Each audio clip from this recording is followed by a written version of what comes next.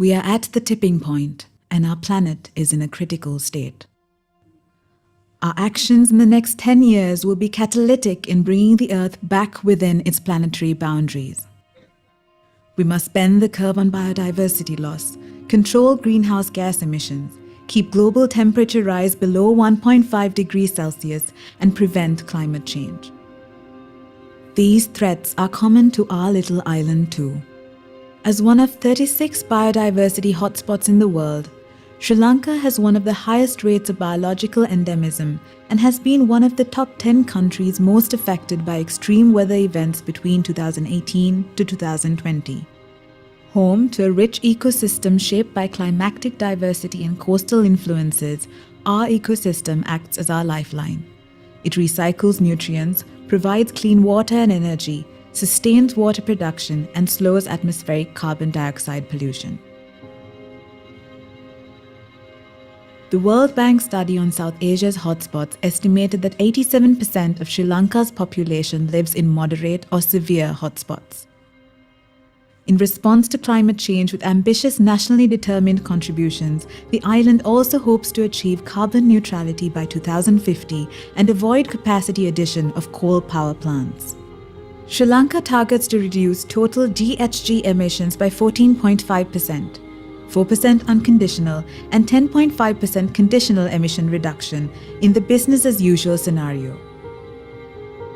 Increase forest cover by up to 32% and achieve 70% renewable energy in electricity generation, all by 2030. In 1972, global leaders came together in Stockholm, Sweden for the inaugural United Nations Conference on the Human Environment. 50 years on, we face a triple planetary crisis of climate change, pollution, and biodiversity loss, as well as other planetary ills that are affecting our current and future well-being.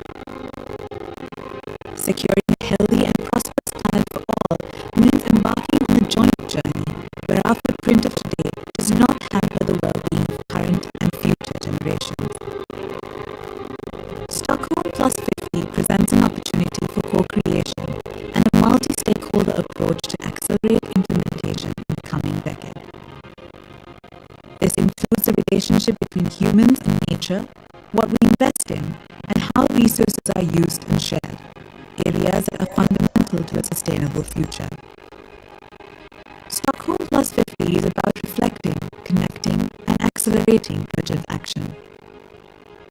To this end, the United Nations Development Programme in Sri Lanka and the Ministry of Environment have come together to host a series of national consultations in the lead up to the Stockholm+50 conference this year. It brings together stakeholders from across sectors in the country to ensure everyone's voice and action counts. The consultations will cover three themes: urgent need for a healthy planet and prosperity for all, sustainable and inclusive recovery from COVID-19, and implementing the environmental dimension of the SDGs. Preventing pollution, limiting climate change, and restoring nature and biodiversity is an opportunity to improve the quality of life for billions of people. Sri Lanka has historically pursued low-carbon development and has one of the lowest per capita energy intensity and emissions rates, especially for a middle-income country. Immediate action for people, planet, and prosperity will create a better future for all as Sri Lanka embarks on a transformed and green development pathway. We have only one Earth, and time is running out.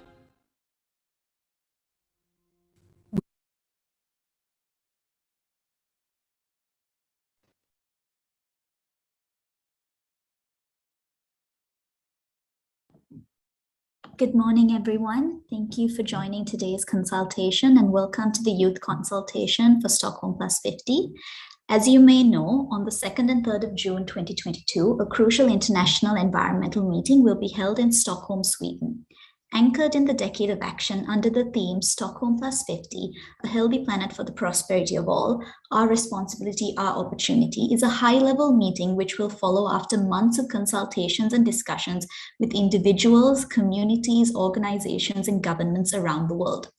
Towards this international meeting, the Ministry of Environment, in partnership with the United Nations Development Programme Sri Lanka, are conducting a series of consultations with various stakeholders to capture their insights on how to enhance implementation of Sri Lanka's environmental commitments. We're living in a global environmental crisis, and the right to a healthy planet has the potential to transform our world, and youth are a big part of enabling this change. As such, Stockholm+50 aims to build a shared global vision on how to achieve a healthy planet and prosperity for all, while accelerating progress on SDGs and multilateral environmental agendas through stimulating an inclusive dialogue and amplifying the voices of local communities, marginalized groups, women, and youth. Recognizing we have an intergenerational responsibility to work towards a healthy planet, we acknowledge the importance of engaging youth and young people to give them a voice on how their future is being shaped. Today's session aims to provide this platform so that the young people who have joined us today can actually share their thoughts on the main themes of Stockholm+50 as they relate to Sri Lanka. Before moving to the technical session, during which our consultant team will speak further on the themes of Stockholm+50, a few housekeeping rules and reminders. Please keep your mics switched off during the presentation sessions, but please actively engage in the breakout discussions where we will actually be consulting you on the main leadership dialogue questions.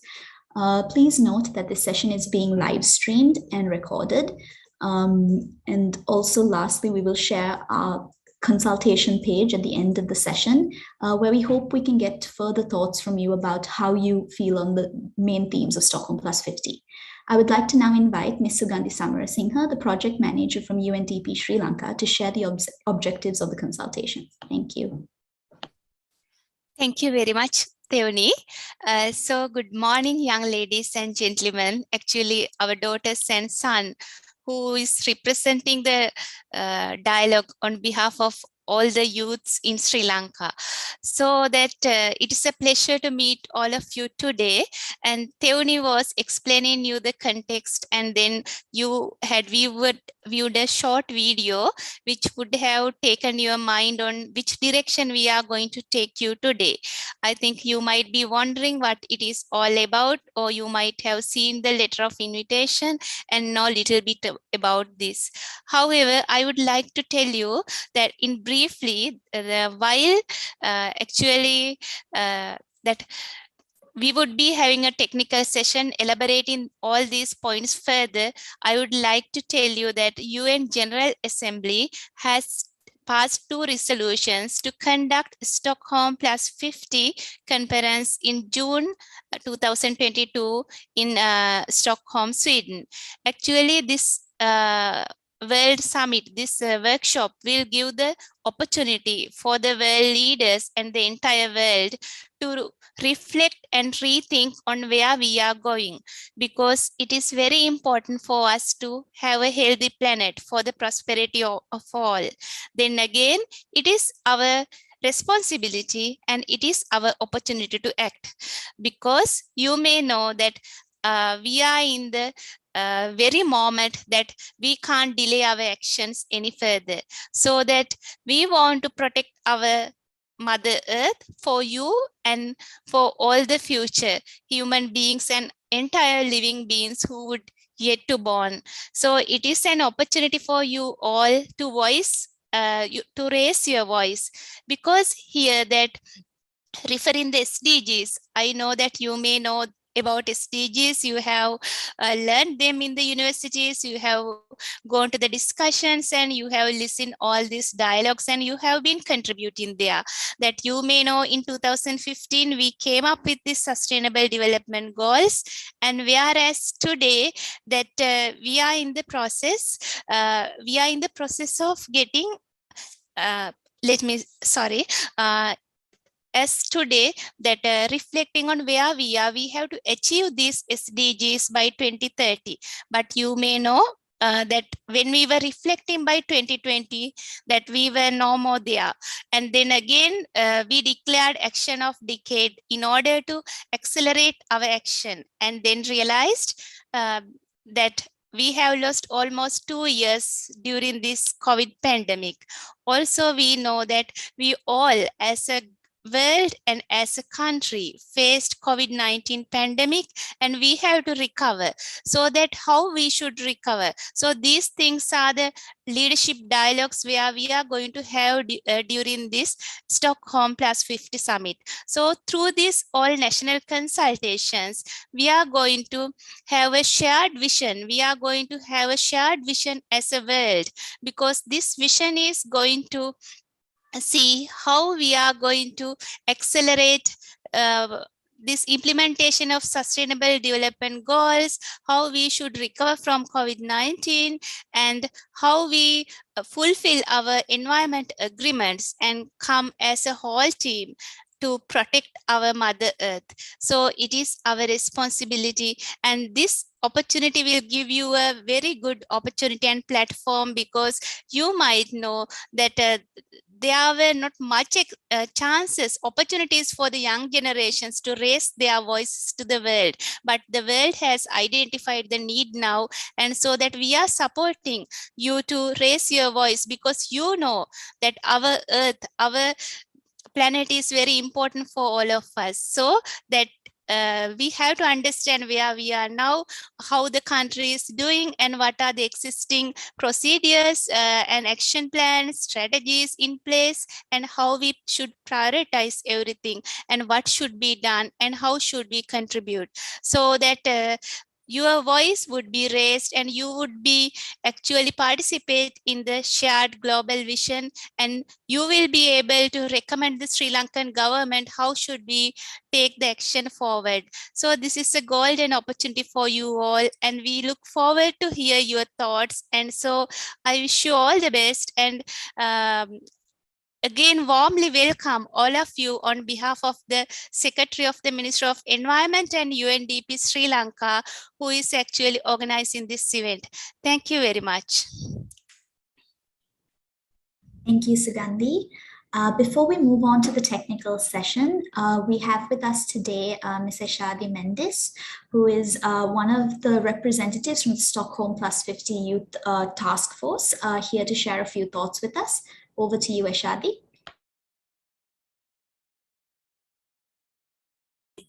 Thank you very much, Stephanie.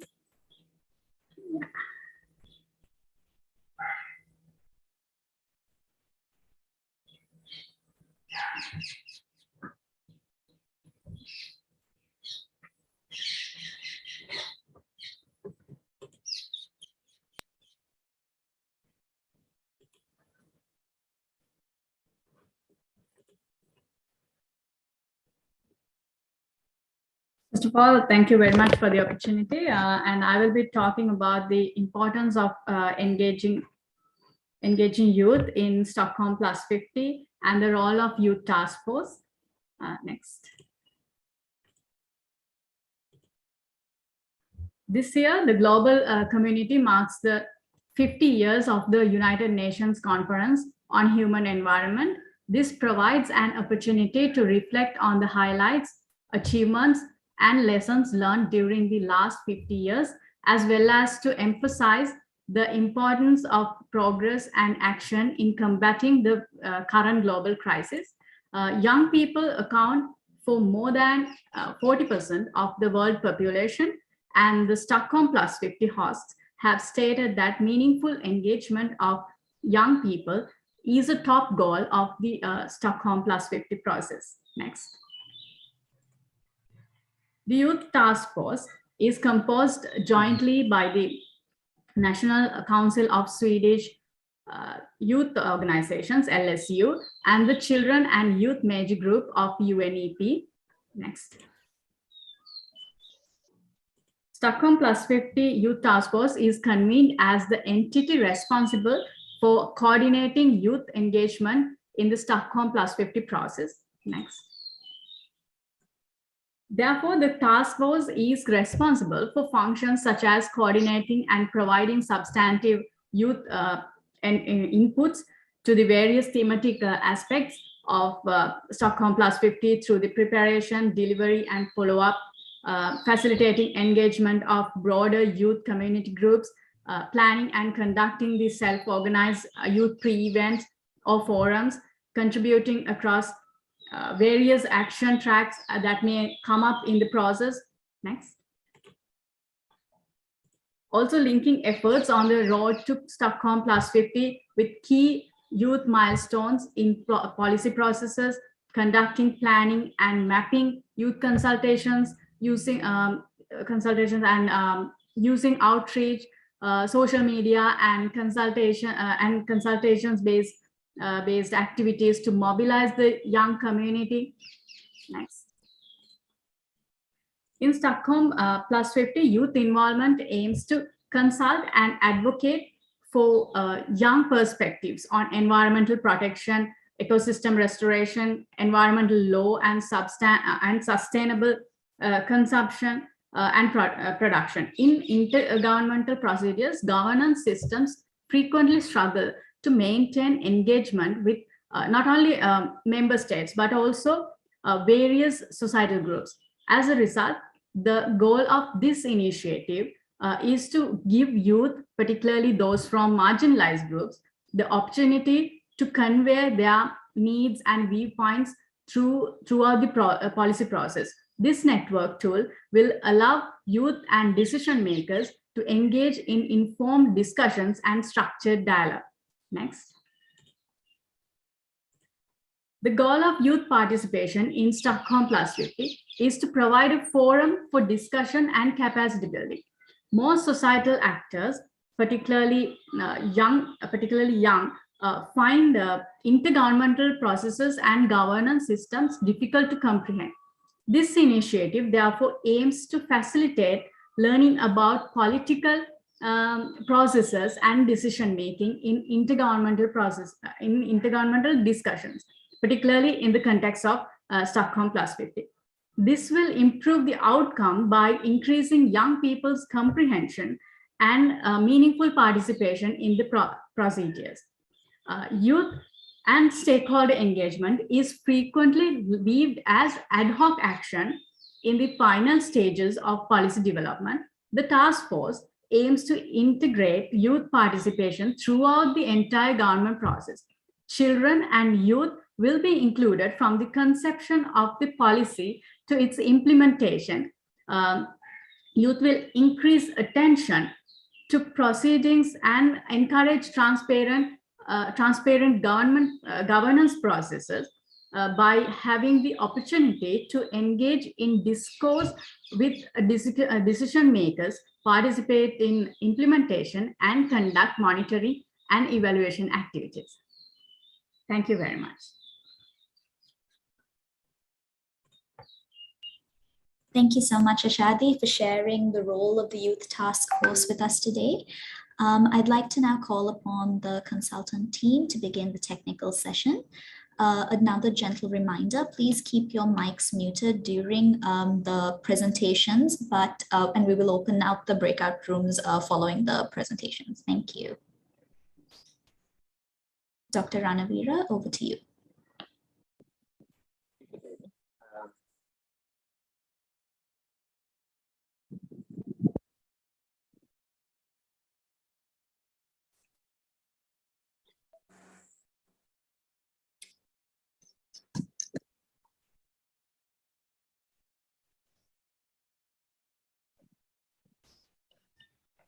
Good morning to all of you. I believe you can hear me, although I'm experiencing a little bit of unstable connection. Well, it's a pleasure to see quite a large, thank you, right. It's quite nice to see quite a good participation from the youth. To start the technical session, I will briefly explain you our reporting process. That means by the end of this consultation process, you will be providing us quite a lot of invaluable insight about the questions that we are posing, and then I'll explain you how we are processing those responses and bringing those responses to the Stockholm+50 conference. I'm sorry, I keep my video off just to save bandwidth to avoid unwanted interruptions. Well, the technical reporting process is essentially a technical report. That means all your insights will be conveyed to the Stockholm+50 conference as a technical report representing the country. The format for the template of the technical report is a very rigid one, which is prepared by the Stockholm+50 organizers, because all the countries who are participating into this conference has to provide their inputs in the same format. Then only the organizers can compile the final report, combining all the views from all the participating countries. The report has 5 chapters. Actually, here the most important here for you is chapter 3. This is a place where your inputs will be conveyed to the conference. We are providing a set of questions, actually, not only to you, the entire consultation groups. Everybody who take part in the consultation process will be provided with the same set of questions, and we take your answers and we compile our report based on your answers. And chapter 3 is the main place where your inputs will be communicated to the Stockholm+50 conference. Annexures is a place where actually we put all your views as it is. That will enhance the transparency of the report as well. So as the participants to this consultation events, you can check your views and the views that we have provided, and also the views that other parties have provided. So then you can make sure that your view is correctly and comprehensively conveyed to the Stockholm+50 conference representing the country. Consultation process is a multi-stakeholder consultation. Today we are consulting the youth to learn your opinions, how the future should be in your way, in your view. At the same time, we are consulting quite a large number of people from different cross-sections of the country, the government, private sector, financial institutions, as well as the civil society. Therefore, we make sure that our consultation is justifying the whole of the society and the whole of the government approach. In other words, we make sure the inputs that we are providing to the Stockholm+50 conference is a representation of the true cross-section of the country. As I mentioned you earlier, we are providing the same set of questions to all the participants. That means everybody who take part in the consultation process gets exactly the same set of questions. But unfortunately, we have a small constraint where we cannot put your answers or put your responses as it is in the final report, because we have a space constraint. For every question, we got only 1,500 characters, which include the spaces. Therefore, what we are doing is we go through each and every response that you are providing, you in the sense everybody who take part in the consultation process, and analyze your responses, connect your ideas, and combine your ideas, and then finally we synthesize a response which is a true representation of all the opinions expressed, and that compiled answer will be going into the report. In this, it is inevitable that some of the responses may not be represented exactly as it is in the final report, not because it is a bad or it is invalid, it is not important, no, not like that, just because it is far away from the mainstream opinions. because we are not doing any sort of moderation to your responses. So we are not categorizing your responses as good or bad like that. But what we are doing is we are combining your opinions. Therefore, in case if there's a kind of a view which is far away from the mainstream opinions, then we will find a technical problem how to present that into the final response. So in such a case, there may be a chance, maybe very unlikely, or maybe some probability where some of the opinions will not be represented as it is. However, we are not dropping off your valuable insights. What we are doing is we are providing everything as an access. We minute all our discussions, and then the minutes of all these discussions will be provided as an access to the report. That will not only convey your opinions as it is, but it also enhances the transparency of our reporting mechanism.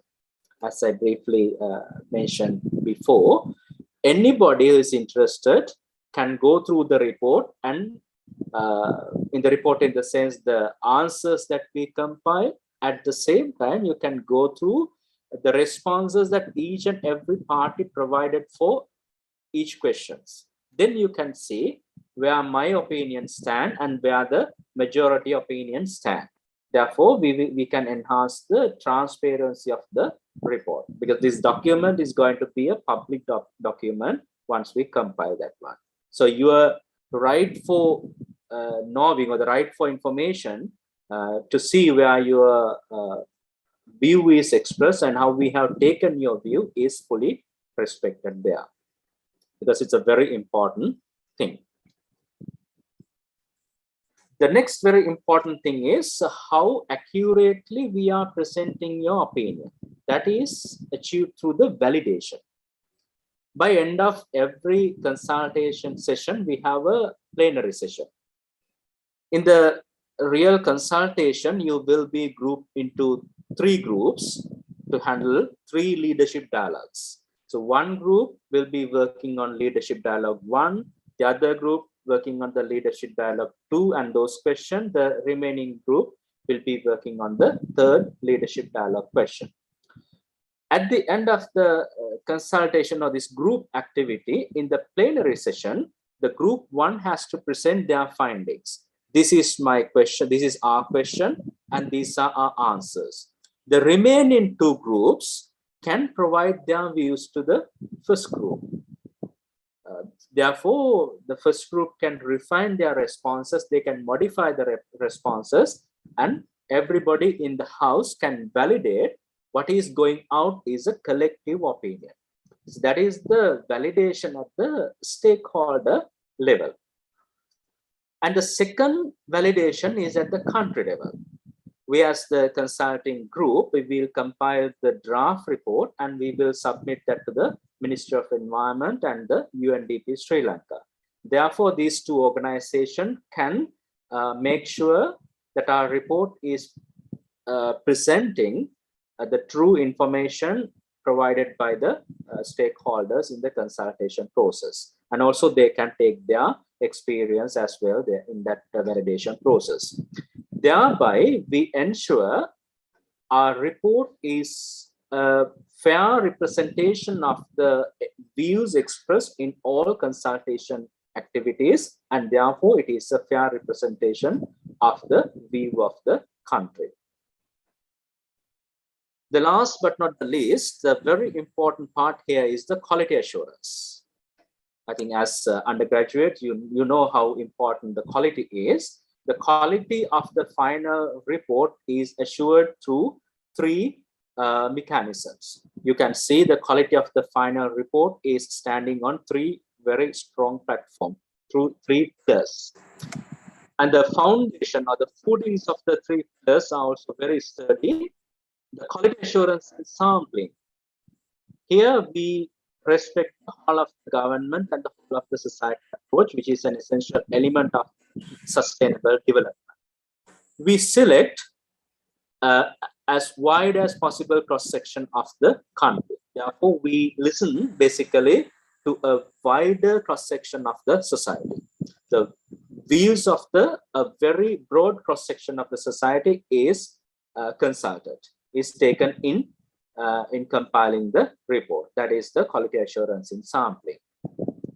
The next bit is the quality assurance in data collection. Here, the translation and interpretation is a very important thing. Translation here not only refers to the language translation. Of course, we are doing language translation.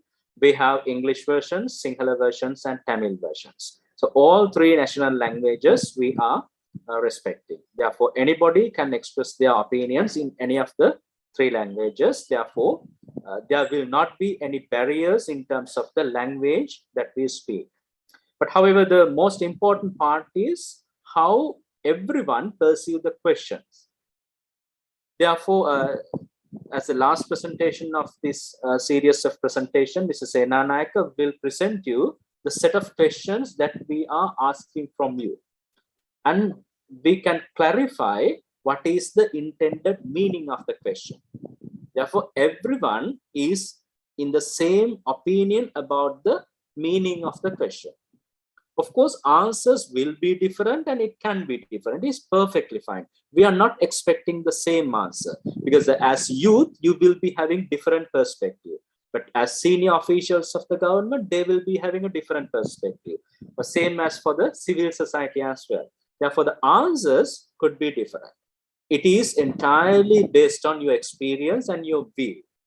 But everyone understands the question correctly, that everyone is on the same platform about the meaning of the question. Therefore, interpretation is, the correct interpretation is assured through that. The quality assurance in reporting, actually, as undergraduate, you know, there are statistical tools to assure the quality of surveys, but the question has to be tailored accordingly. But in this case, the questions are set by the organizers, the Stockholm+50 organizers, which is not tailored for such purposes. Therefore, we assure the quality through validation. You know, when the audience is quite diverse, there will be quite diverse opinions. Therefore, we cannot quite correctly use statistical tools there, but we assure the quality through validation. What we are doing is, as I mentioned earlier in the validation slide, we make sure your opinions are correctly absorbed and they are correctly presented in the final report through our validation steps. So at the end of today's session, you will make sure what we are taking is your generic opinion or the general opinion representing your audience. And once we compile the report, once again, you get a chance to see that your opinions is correctly represented, and you can see where your opinion stands amid rest of the opinions expressed in the process. With that, I will conclude my brief presentation about the technical reporting, and I will hand over the control to Dr. Sherman Vidanakamge to talk about the evolution of the sustainable development concept from the history to the present and to the future. Over to you, Dr. Sherman. Thank you, Dr. Manoj.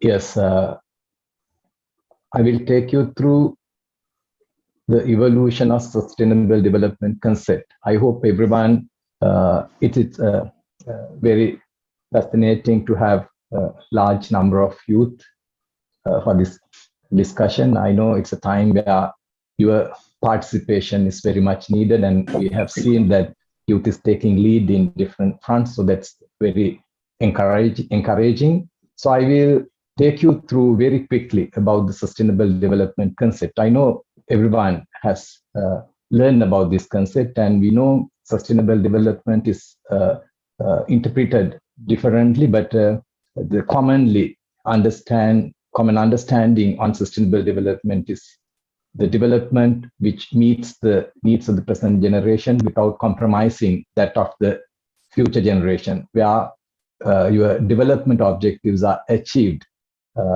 without sacrificing environmental and social elements.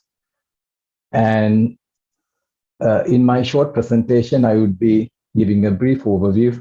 Then I will be looking at global initiatives prior to 1972, as well as the initiatives since 1972. Then very quickly, I will take you through the local initiatives in this line. And everyone must be familiar with sustainability, which was taken in the historic times at various parts of the world. And we are no different. And we have the first wildlife sanctuary declared way back in 3rd century BC in Mihintale. So that's a background to us when it comes to sustainability. So we were looking at development with right level of attention on nature and its other elements. Then sustainability has been used in scientific arena in much later. In 18th century, in forest management, the sustainable forest management concept has been introduced, and it has been used since then in the forestry sector. Similarly, in the fisheries sector, beginning of the 19th century, they have been using the maximum sustainable yield, basically looking at the same concepts of producing more without depleting the stocks. And subsequently, there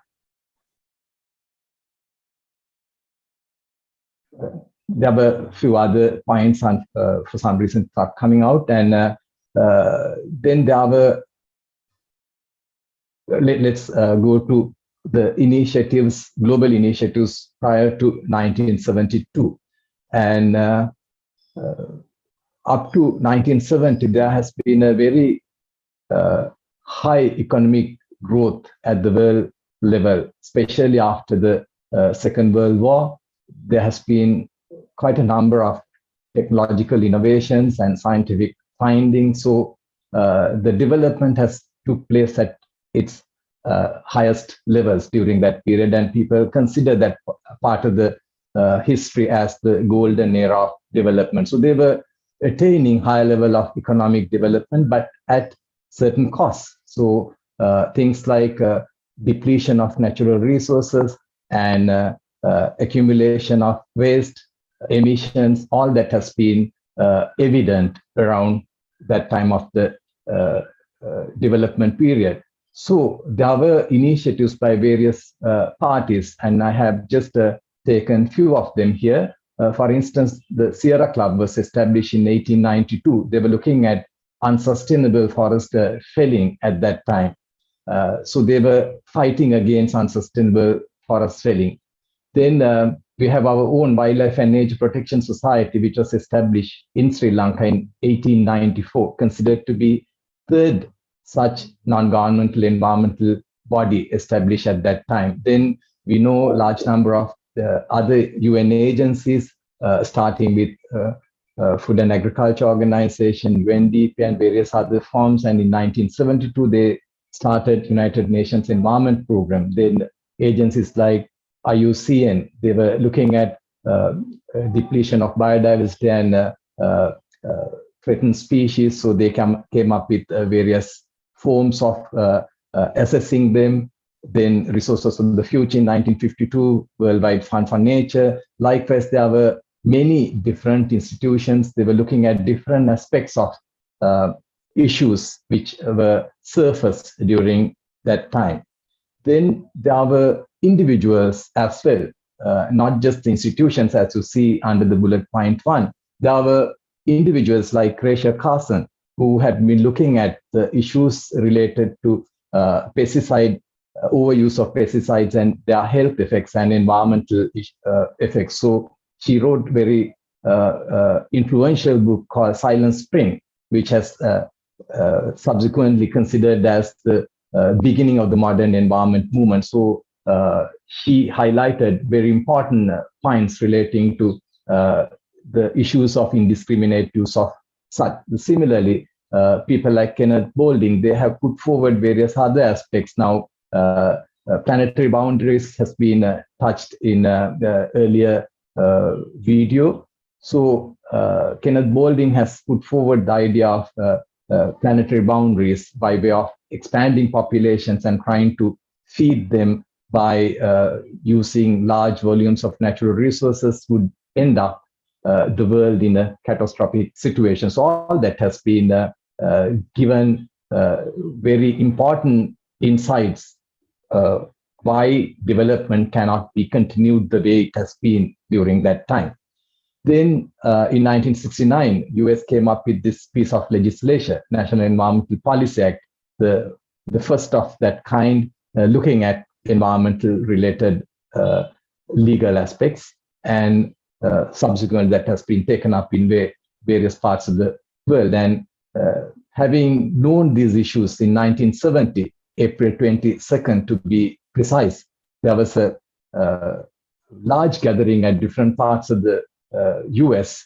They say that it's something like over 20 million people gathered to raise their voice on the need for tackling environmental issues and raise public awareness of the issues which have been there. Then the much talked about 1972 Human Environment Conference took place in 1972, taking into account all the aspects relating to environment. And this is considered to be the first global environmental conference, took place in Stockholm, Sweden in 1972, where they were looking at various aspects of environmental degradation. Specifically, they were looking at the collecting data related environmental degradation and monitoring and management of environment. And they came up with Stockholm Declaration, plus they came up with an action plan for environmental management. And on the same year, there was an important publication by the group called Club of Rome, one of the environmental agencies, non-governmental environmental entities established in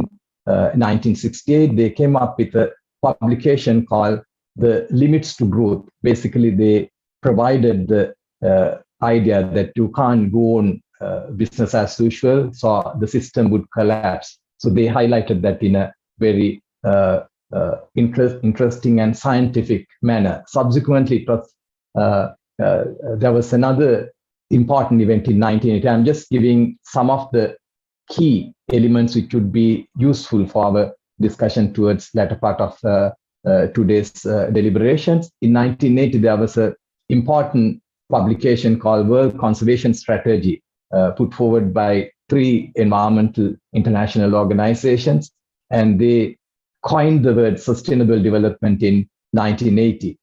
That sustainable development definition has been taken forward in 1987 through a commission appointed by the United Nations General Assembly, and they came up with the publication called Our Common Future, where they have popularized the concept of sustainable development. Plus, they came up with a way to get there. And subsequently, 1992, there was the Rio Conference, which was very, very important when it comes to sustainable development, where they discussed about 3 major issues at that time, which are still the main issues: biodiversity degradation, climate change, and land degradation. So they came up with conventions to address them in 1992, and plus they came up with Agenda 21. So the agenda for the 21st century was put forward in 1992 Rio Conference. So likewise, there were a number of other important global events. And in 1994, there was an event which looked at the sustainable consumption and production, which is also very, very important when it comes to sustainable development. And in year 2000, the UN Millennium Development Goals were introduced, like what we familiar right now. 2015 Sustainable Development Goals, we have 17 of them. In UN Millennium Development Goals, there were 8 such goals, environment being the one of them. So there were many other events. I'm not going to get into details, but 2015, the United Nations Sustainable Development Goals were introduced through Agenda 2030. And on the same year, Paris Agreement was signed in order to address increasing greenhouse gas emissions in line with the United Nations Framework Convention on Climate Change. And those two would be discussed a little further, the next speaker. So we are now in 2020, where we are trying to look at what really has taken place in 1972 to 2022. So that's a half a century's time, and a lot has happened. And let's see what needs to be highlighted. So looking, that is the changes or evolution at the global scale. And Sri Lanka is also has learned from these global initiatives and contributed in those lines. And looking at the World Conservation Strategy, which was produced in 1980, Sri Lanka, taking guidance from that initiative, Sri Lanka produced the National Conservation Strategy in 1988 by Central Environmental Authority together with various other institutions. In 1991, Sri Lanka produced its first National Environmental Action Plan for 4 years, and subsequently they produced similar documents for 2 more consecutive planning periods. Then in 2009, Sri Lanka produced National Action Plan for Haritha Lanka program, which was considered as the path for sustainable development, and that covered the period 2009 to 2016. And I mentioned about 3 conventions signed at Rio. And so in line with those, Sri Lanka produced National Adaptation Plan for Climate Change Impacts in Sri Lanka, covering the period 2016 to 2025. So that is in response to United Nations Framework Convention on Climate Change. And in response to Convention on Biological Diversity, Sri Lanka produced National Biodiversity Strategic Action Plan covering the period 2016-2022. And on United Nations Convention on Combating Desertification, the 3rd Rio Convention, Sri Lanka produced National Action Plan for Combating Land Degradation in Sri Lanka covering the period 2015-2024. So these are some of the main documents that we have in Sri Lanka, but this is not all. There are so many other such, and I have just highlighted some of them. And in addition, most recently, there were other initiatives like getting National Environmental Policy updated in 2021 and producing National Environmental Action Plan in 2022, covering the period 2022 to 2030, and submission of the nationally determined contributions to United Nations Framework Convention on Climate Change in 2021. So those were some other guidance and strategies that we have in Sri Lanka towards achieving sustainable development. With that, I would like to hand over you to Dr. Tusitha Sugathapala to give you context relating to the last 3 that I have mentioned. Thank you very much.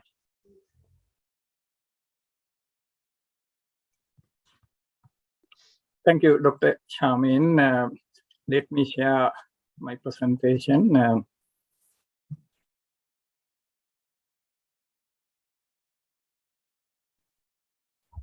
Hope you can see the presentation. So what the aim of my presentation would be to build on what Dr. Shamin already presented, but highlighting the key elements or key intervention which has led to the Stockholm+50 conference, and also in the present and future pathways different countries, including Sri Lanka, are taking place. That basically our future developments will be shaped by some of the key conventions or initiatives taken by the global community. So I will touch upon those. Basically, I'll be talking in very briefly 5 aspects. First one, just to again reiterate the importance of society and environment within economic development. That's where this sustainability concept emerged and deliberated now. And with that, we all know that we had this 2030 agenda for sustainable development and sustainable development goals, which is in implementation now.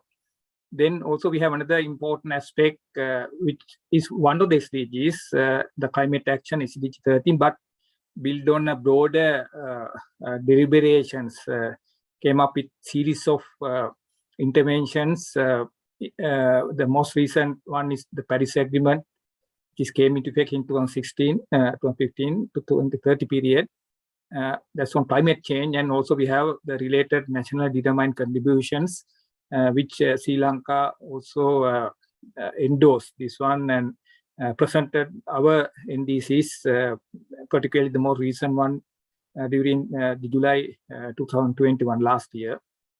And another initiative, as Dr. Sharmin indicated, which again highlight the importance of environment dimension within the broader development context, that the National Environment Action Plan, NEP, 2022-2030 period has been now finalized. In fact, awaiting for the publication.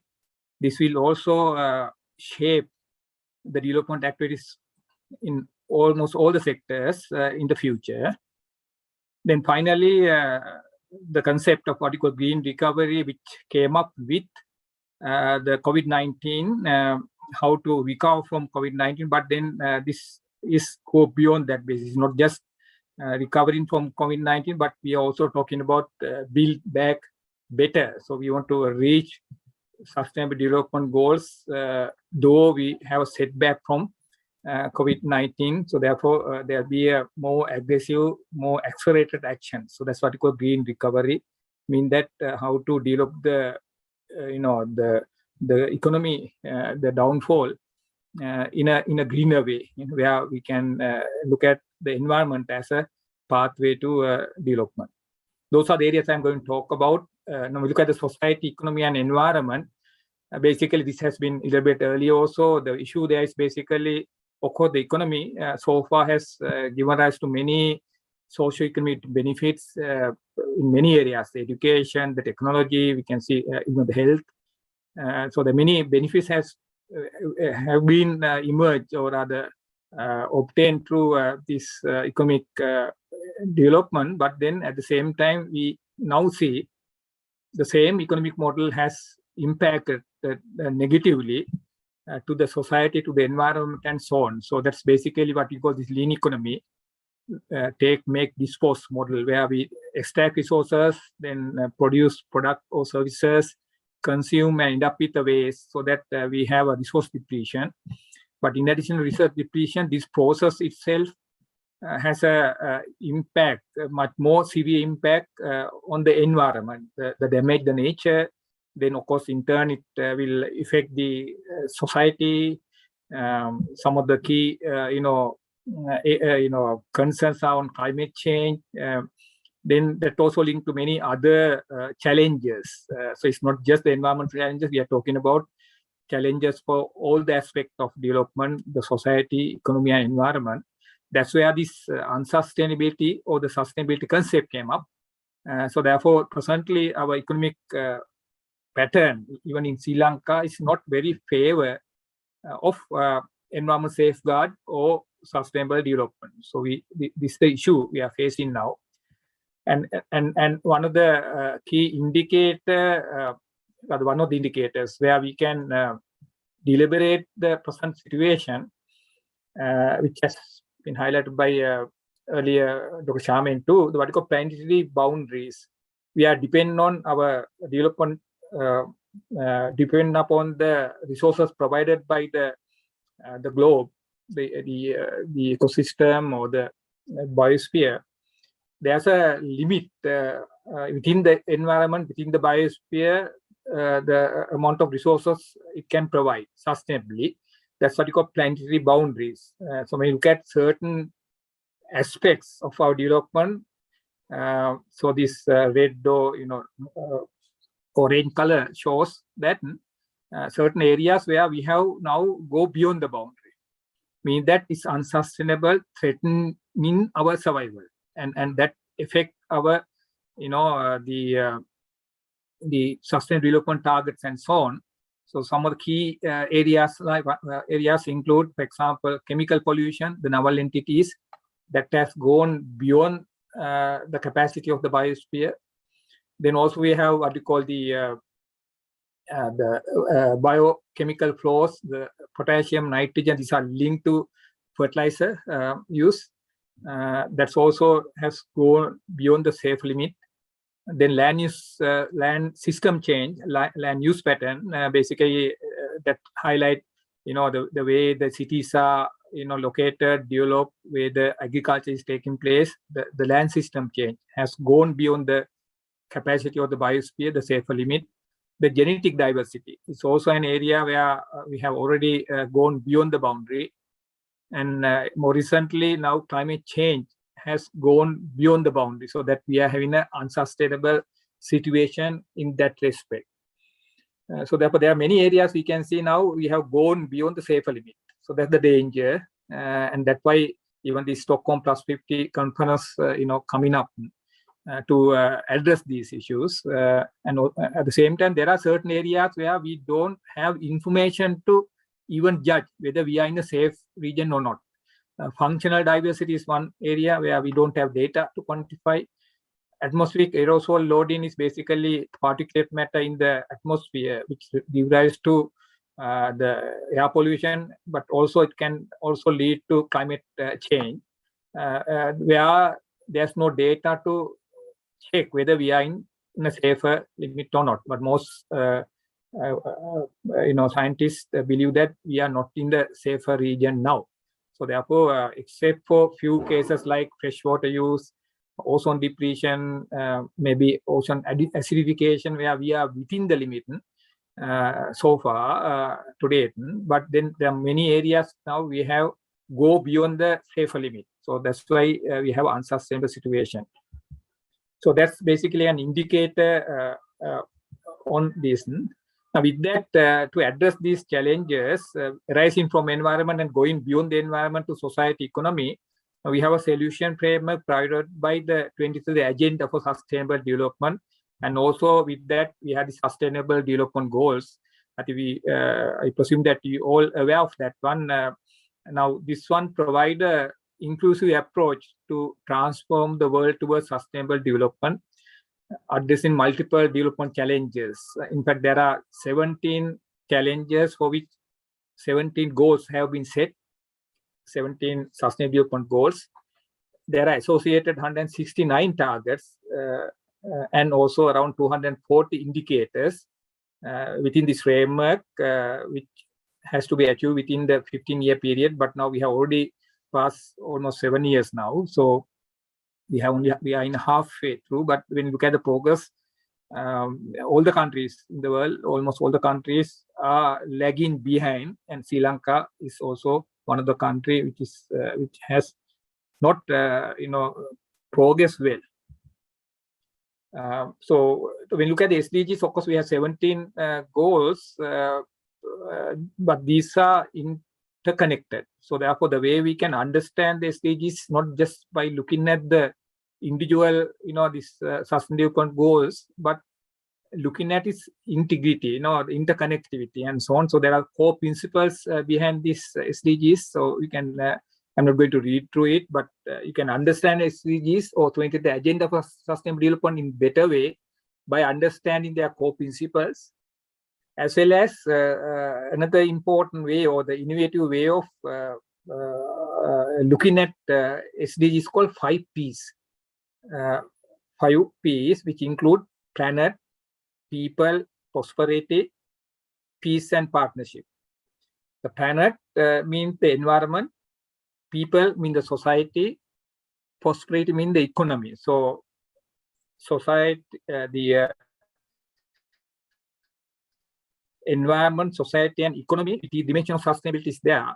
But in addition, the SDGs also include two others. There's peace, which basically highlight the importance of institutions, and the partnership, of course, that's the partnership between different parties, different countries, and local level, different stakeholders. So those basically define what the SDGs of the sustainable development mean.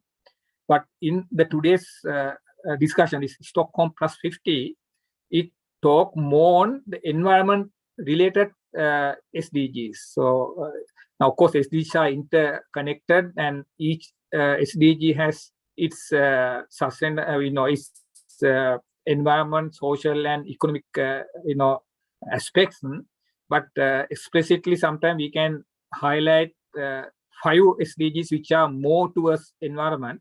One is water and sanitation, SDG 6, SDG 12, sustainable consumption and production, that talk about the lifestyle and so on. SDG 13, climate change or climate action. SDG 14, life underwater. SDG 15, life on earth. These are much related to the environment. So therefore, we can say there are 5 SDGs which are primarily targeting the environment. When you look at the progression so far, towards target in 2030, these environment-related SDGs are lagging behind than other SDGs. For example, some of the SDGs related to economy and the society, we can see there are progression, but environment-related SDGs are lagging behind. So therefore, if we want to achieve SDG, sustainable development goals by 2030, we have to give more emphasis on environment aspect. Of course, by balancing, we have to have trade-off like environment, society, and the economy. But the more emphasis is now required in related to environmental, SDGs. This is more, true for Sri Lanka. In Sri Lanka, when you look at the SDG progression, we are much lagging behind. In fact, we are having a reversal also, like going down in certain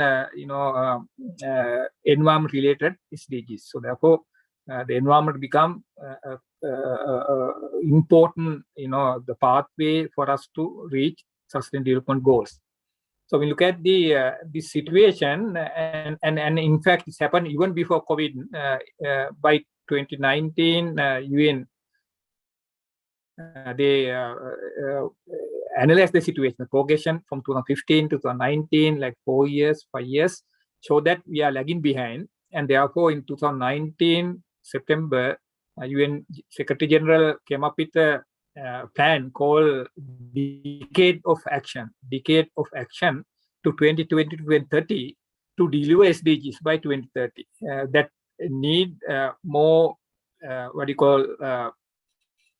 comprehensive approach, where they highlight the need for actions at 3 levels. The global level actions are required, the local level, the country level, as well as sub-national level, national or sub-national level, and then finally going to people level.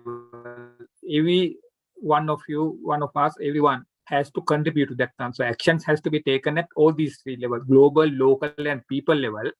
And also there are areas they highlighted where we need actions. First thing is we need more commitment given by the countries are not sufficient to reach the targets by 2030. So we need to mobilize everyone, everywhere. All the countries, all the people, all the stakeholders has to be mobilized. That's one aspect.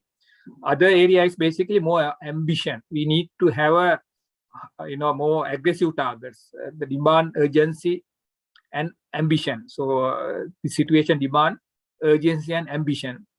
It's urgent as we need more ambition. Finally, the other action area is basically actions, in fact, itself, design new innovations and solutions. So we need innovative interventions in all the areas of economy, looking at the sustainable development goals to achieve this 2030 target. So that's what we call decade of action, and all the countries, including Sri Lanka, have to respond to this. Now, we look at local progression. Of course, there are, and in line with this 2030 agenda, government of Sri Lanka, our government enacted Sustainable Development Act number 19 of 2017, and also within that act, with the guidance of the act, Sustainable Development Council (SDC) was established which is the focal point in the government to provide policy, regulatory, and institutional framework for the implementation of SDGs. Now the SDG Sustainable Council is in progression. They are now develop national policy and strategy on sustainable development for Sri Lanka. It's in draft version, need to be submitted to the cabinet for the endorsement. And mainstreaming SDGs into national, provincial, and local authority level institutions, ministries, other departments, other the agencies, authorities is being implemented now, with emphasizing on localizing SDGs. That's an important aspect where SDGs are basically a global framework, global approach, but you can't implement SDGs as it is. We have to localize SDGs. So all the countries, they adopt SDGs to suit the local environment, the context, the priorities, and so on. So the so-called localization in Sri Lanka partially is being done, but not fully complete. Presently, I said that earlier, we have around 240 indicators in SDGs in Sri Lanka. Unfortunately, we have data only for 100 indicators. This is last December. Maybe we have a few more, but then we are still lagging behind. So now we need indicators, 240 indicators to judge our progression. But then we have only indicators, data only for indicators 100. Mean that we don't have information even to judge our progression. So therefore, we can see that we are lagging behind in that context to lack of data. Presently, when you look at the progress, even with the limited data, shows that still significant challenges persist for the achievement of 2030 agenda, and particularly this is true for environment-related SDGs. This is for Sri Lanka. So therefore, Stockholm+50, the conference, the concept is much relevant to Sri Lanka. Therefore, our contribution to this Stockholm+50 become very important. I'll quickly cover the other aspect. Now, when you look at SDGs, one of the SDGs, SDG 13 is climate change or climate action, but we have a different international convention for climate action because it, when you look at the amount of SDGs out of 17, most critical or most difficult or most comprehensive SDG which relate to the other SDGs is SDG 13, climate change or climate action. Climate change is the issue, climate action is the solution. Now we look at that one, basically now for our survival, that's the humanity, we have to limit the global temperature rise to 2 degrees, maximum maybe 2 degrees, preferably 1.5 degrees below that. If we go beyond that, our survival will be at a risk. So therefore, this is the scientific community set target on that. Where by 2100, we have to limit this maximum temperature rise. Now, presently, we have 1.1 degree increase. So we have only 0.4 for 1.5 or 0.6 for the 2 degrees, like 0.9 for 2 degrees. So we don't have much. And according to the present, the prediction, the business as usual case, the present scenarios, we are going to reach 1.5 degrees by 2060. Mean that really our survival has a risk lag. There's an uncertainty. Now with that, different countries has committed for combating climate change or contribute to climate action.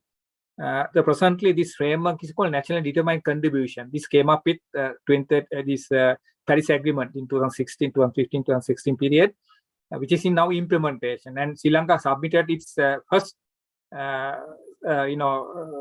pledge in 2015, pledged on that one, and then submitted this we call INDCs in 2016, Intended National Determined Contribution, and also presented the readiness plan, how to get ready for the implementation in 2020, 3-year period, 2017, 2019, and we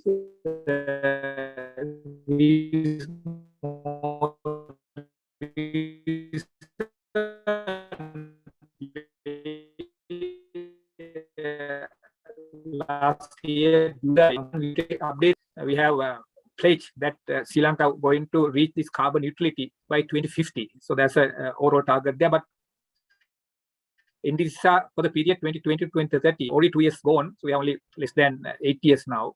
So in NDCs, we have 5 sections, mitigations in 6 areas: energy, transport, industry, waste, agriculture, and forestry. There are actions to reduce the carbon emission. That's all mitigation. Adaptation basically means that now climate change is happening now. So therefore, although we take mitigation action, there will be a certain degree of climate change, and we have to adapt to that one. The resilience. There we have shown our resilience or adaptation actions in 9 sectors: health, human settlements, water, agriculture, livestock, coastal and marine, fisheries, biodiversity, tourism and recreation. Those are the 9 sectors. So then we also estimated the loss and damage, means of implementation, and also we highlighted in this NDC the integration of SDGs and gender aspect to NDCs. So the integration of SDGs and NDCs is also highlighted there, so that it will illustrate or signify that climate action is not just one of the key challenges, linked to all the other challenges for development, like no poverty, no hunger, zero hunger, or all targets will be affected by the climate action or climate change. So that's basically NDCs. And then in response to all those SDGs and NDCs, government has come up with a kind of a policy. It's not a policy, but then action plan, National Environment Action Plan. Of course, National Environment Policy also been updated, final stage of now ratification. In par with that one, NEP, National Environment Action Plan 2020-2030 has been now finalized. Again, it's highlighted that it's a pathway to sustainable development in Sri Lanka. So therefore, this document basically stress the concept of Stockholm+50, because here also it talk about achievement of sustainable development by 2030 or SDG goal by 2030 through environment lens, by looking at the environment aspect. So the National Environment Action Plan indicate where to go basically, and there are 9 themes covering most of the critical elements in the development and environment. So it basically talk about under each of these thematic areas, the many details are provided there: strategies, actions, KPIs, the key performance indicators, the baseline, targets, time frame in 3 levels: short, medium, and long. Then relevant SD targets, sustainable development targets, indicative budget, and also implementation responsibility, the lead agency and other key agencies, covering most of the agencies in Sri Lanka, like institutions are covered there. It's a very comprehensive action plan, so that when it's implemented, then I think the Stockholm+50 concept will be basically taken into account. Finally, I will want to just quickly talk about this green development thing, green recovery. This came up with COVID, basically. The terminology came up with COVID because when you look at the COVID, impact, this shows in 2020, there's a considerable reduction in human development shown in this red bar going down. Compared with all the decades of 20, 30 years ago, all the years we have seen positive development. But within 1 year, now this is only 2020, we have a similar situation 21, 22, which is now in effect now. Years of like 6 years of gain we had in human development was reversed. So therefore, here what you see is, in fact, we got the COVID-19 as a health shock, but it has evolved now to an economic and social issue. In Sri Lanka, it has also become a political crisis. So therefore, we can see when we have one area under challenge, that also impact on other areas, a particular area. So this also indicates the complexity of development. So health shock to social and economic and political shocks or crisis. That also indicates that when you have this integrated approach or interconnectivity, mean that if we do a intervention in one area, maybe then there will be a positive impact also in the other areas. So therefore, it's not only a challenge we are having, we also see the opportunity. That's why we call build back better. So therefore, when we use what we call green development as our the building back, the recovery, then we can shape the development pathways beyond the crisis and to an opportunity in achieving SDGs. So therefore, presently this green recovery concept has been, elaborated more in global level as well as some regional or country level as a best way to reach SDGs without, having a, lag behind. So therefore, green recovery or green development to recover so that we can build back better, become the pathway to sustainable development all over the world. So with that, I will stop my brief presentation here.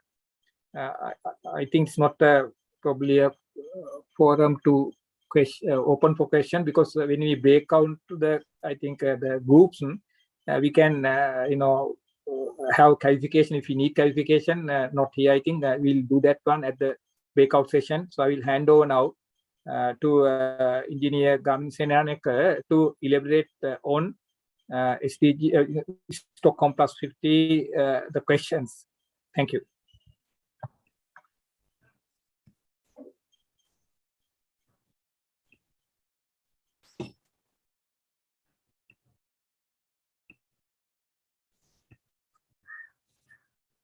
Thank you very much, Dr. Sugatapala.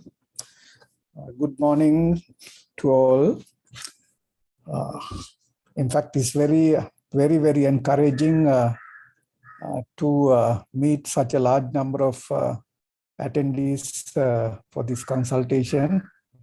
In fact, this is, I think, in terms of the numbers, this is the biggest the group so far. And also, I would like to thank the team for reaching out to you individually as well as through your respective universities. And it's not only an opportunity for you to share your thoughts here. I'm sure it is also going to be very educative for you in your future work. Yeah. So now we have a very good understanding as to what is the objective of the Stockholm+50 event and what are we expected to do. Now here in this brief presentation, my task is to for us to understand the questions. There are three leadership dialogues. Stockholm+50 event, which is going to take place in early June, there will be three leadership dialogues.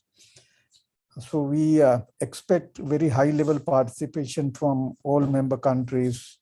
So they will assemble and discuss these three important areas.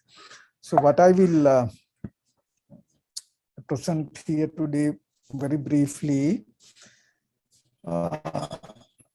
these three areas. We'll try to understand what these three leadership dialogues are. Then, as said before, we are given a set of questions, very standard set of questions for all countries and also for all the consultation groups, different groups. And also at the end of it, we have the questions, especially targeting the event in Stockholm. Then, if I move, so this is the first leadership dialogue. Is talking about healthy planet for prosperity for all. Yeah. So this is going to be the dialogue number one. Okay. Number two is the recovery from COVID pandemic. Yeah. So it is the recovery, green recovery, inclusive recovery from COVID pandemic. That's the group number, the dialogue number two. Then the third one is, as Dr. Sugatapala described, how to accelerate the implementation of the environmental dimensions of sustainable development goals, where we are lagging behind. So that is the third part, during the decade of implementation. So this the next 10 years, 8 years. How can we accelerate the implementation? So that's the third one. With this, the three dialogues, we have three sets of questions.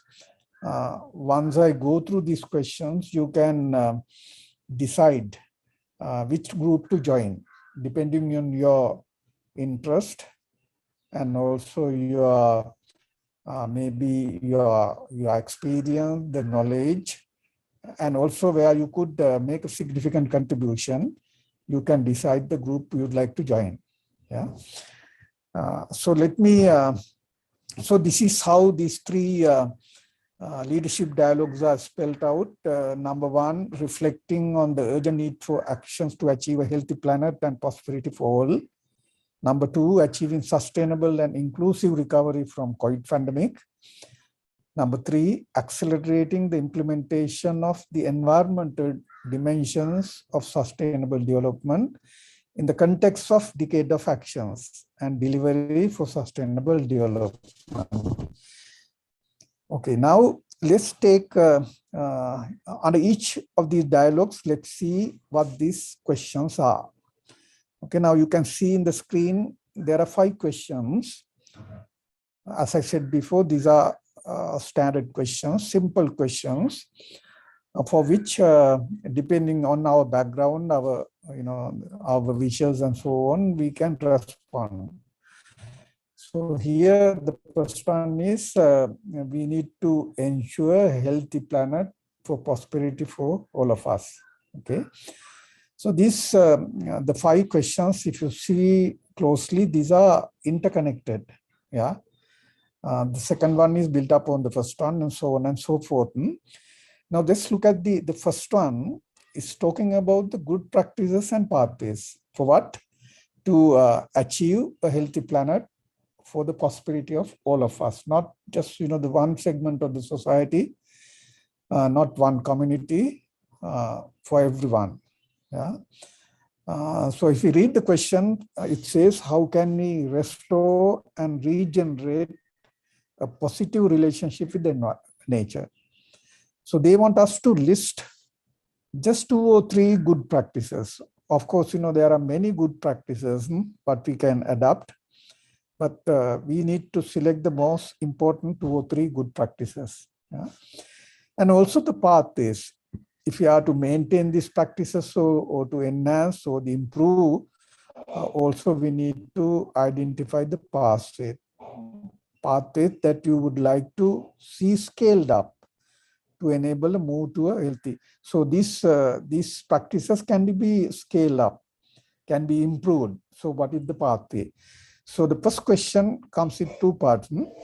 Then the second question is asking, now if you are to have these practices, you need to have some actions on the ground. What are the actions that you would like to scale up the challenge toward the healthy planet? Okay, to scale up our good practices, what kind of actions we should have. Then also the second part of that question, now for certain actions, we need policy support. We need right policies. And also we need right structures, the institution, the coordination, cooperation and all that. So the second part of this question is on what kind of policy structures need to be in place for us to take such action. So that is the second part of it. Then the number 3 and 4 is talking about, in general, is talking about the safeguard and the rights of people and the planet. Now, if you take question number 4, it asks, how can we safeguard the rights of people and nature? Yeah. Society and the environment. Safeguard, including among others. Now here we have everyone here, indigenous people, local communities, environmental defenders, women, youth, and also the future generation. Yeah. So when we take certain actions, when we come up with policies and the other arrangements, we need to make sure that these 2 groups, that is the people and the nature, is safeguarded. So that is the question number 4. Then if you look at question number 3, it is a subset of the group mentioned under question number 4. So among these people, there are very marginalized and vulnerable groups, yeah, who will be negatively affected by such actions, maybe such policies, yeah. So how can we make sure that they also could get the benefit, and also, I mean, the negative effect, how can we mitigate or minimize? Yeah. So the question number 3 asks, how could marginalized and vulnerable groups benefit from such policies and initiatives designed to restore more sustainable and resilient relationship with nature? Okay. Then final question. Now, all these things, we know, okay, we have the best practices, action, the policies, we have identified the people who are who need to be, looked after. Then we also need to make sure that we are going in the right direction. For that, we need to have what we call matrices and indicators, KPIs, yeah, to find out whether we are in the right direction. So what are the new or prioritized set of? Either it can be a new indicator which we have not used before, or else, what are the most important or the prioritized indicators, matrices needed for tracking our progress toward the healthy and more prosperous planet. So these are the 5 questions coming under leadership 1. What we have done, we have actually given the for your easy recording. If you break into 3 groups, the members from our team will join. One of us will join with your team, and we have prepared kind of a format like this for you to respond easily and report easily, and which will be presented at the plenary by one of you. Yeah, so I'm not going to go into detail, which we can do when we get into the group discussion. Then number 2, the dialogue is the recovery from COVID, and we have all experienced that still we are trying to recover in certain areas. So now this is the recovery, green recovery, inclusive recovery. We may not be able to do the same thing what we have been doing before COVID, because we have learned a lot of lessons. So then the recovery, how the recovery should be. So here we have 6 questions. Yeah. Again, these are interconnected, build upon the previous one. What is the first one here? Now, here we are talking about the COVID pandemic, and we have experience, what happened, and we have faced, and we have taken certain measures. So the very first question, what are the most promising, sustainable, and inclusive recovery practices currently being applied by public, private, civil society at individual, community, city, regional, or country level? So in short, they would like to understand, as a country or as a segment of the society, as youth, what are the most promising sustainable practices currently being applied after COVID? Okay. And the second part of the question, having understood these best practices, identified these best practices, we need to scale it up. Yeah. Otherwise, we will forget, and after some time we might go back to our previous, the practices. We need to make sure that these things are scaled up. Yeah, how can we do that? That is the second part of that question. Then, along with that, number 2 is asking, like the best practices, there may be practices that we need to get rid of. What recovery and pre-existing practices need to be changed? There may be certain practices either we need to change or completely, avoid or prevent to ensure inclusive and sustainable recovery. Okay, I'm sure you must be having a lot of the idea there. We have already got rid of some of these the bad practices. Yeah. So when you answer question number 1 and 2. The question number 3 is important, because now the idea behind here is the sharing, the global sharing. yeah, the best practices and the bad practices. So when we identify these things, again, I think we don't have to go into, long, the shopping list. So we need to identify 2 or 3 the good ones. Yeah. Then these practices, all communities should be able to practice, and all the countries. Yeah. How do we ensure that all countries, communities can benefit from opportunities stemming from sustainable and just transition? Yeah. So the green recovery, it should not be limited to just one segment of the society. How can we share with everyone? Then number 4 and 5, we are now turning into the economic, the sectors, especially the industries. With the COVID, we know there had been a lot of, the difficulties for the operation of industries, supply chain breakdowns, and so on and so forth.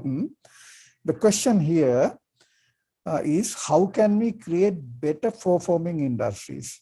Not the same way we have been doing. Now, industries also need to change. So how can we create better performing industries? And also, how can we create better supply chains? Yeah, for a just transition to make sustainable economies. And also here, the third part of this question number 4, of course, there are many industries, but there may be very important, economically important industrial sectors where we need to have a focus. So that is the third part. Which sectors are most critical? Yeah. Then question number is related to question number 4. Now, when we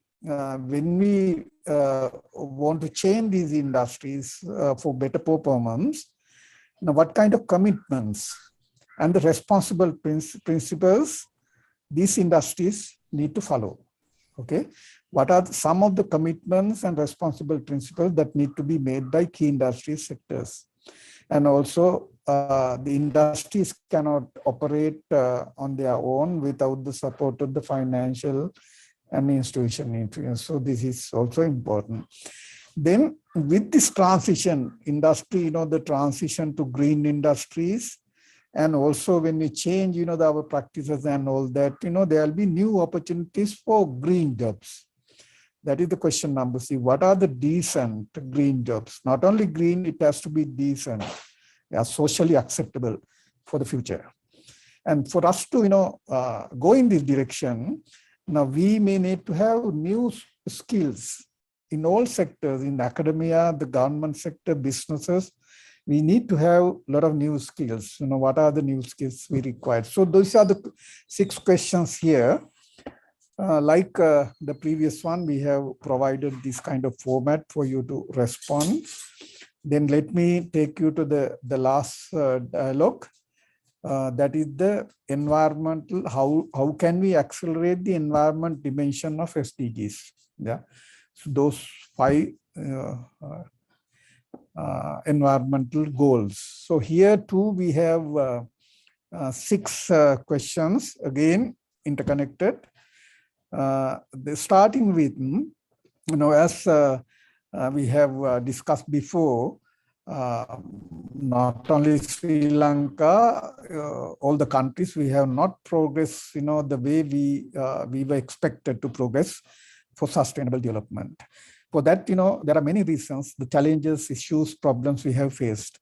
So the first part of the question, what are the biggest challenges we are facing in implementing the commitments to 2030 agenda and other environmental commitments?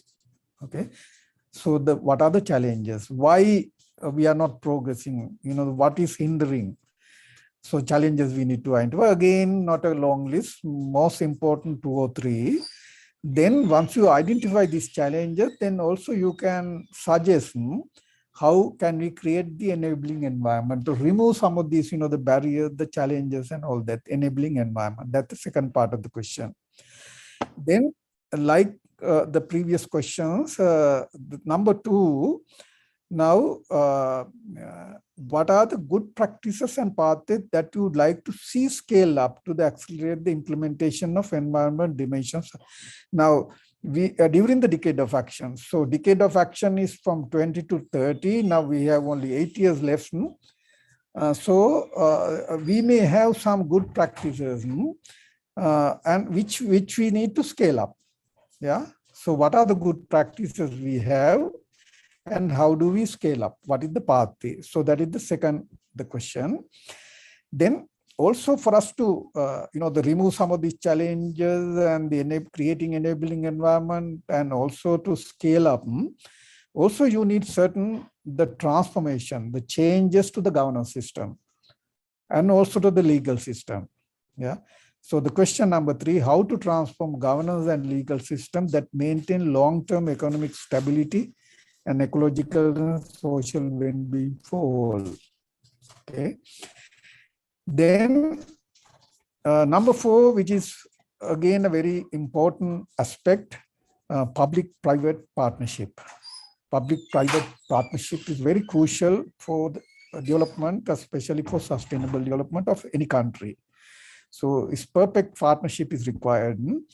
And we are not, again, in this area also as a country, we are not doing very well here. There are misconceptions, misunderstanding about this concept.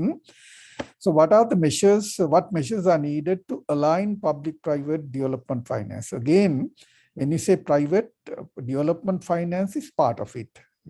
Development cannot take place without access to the finance.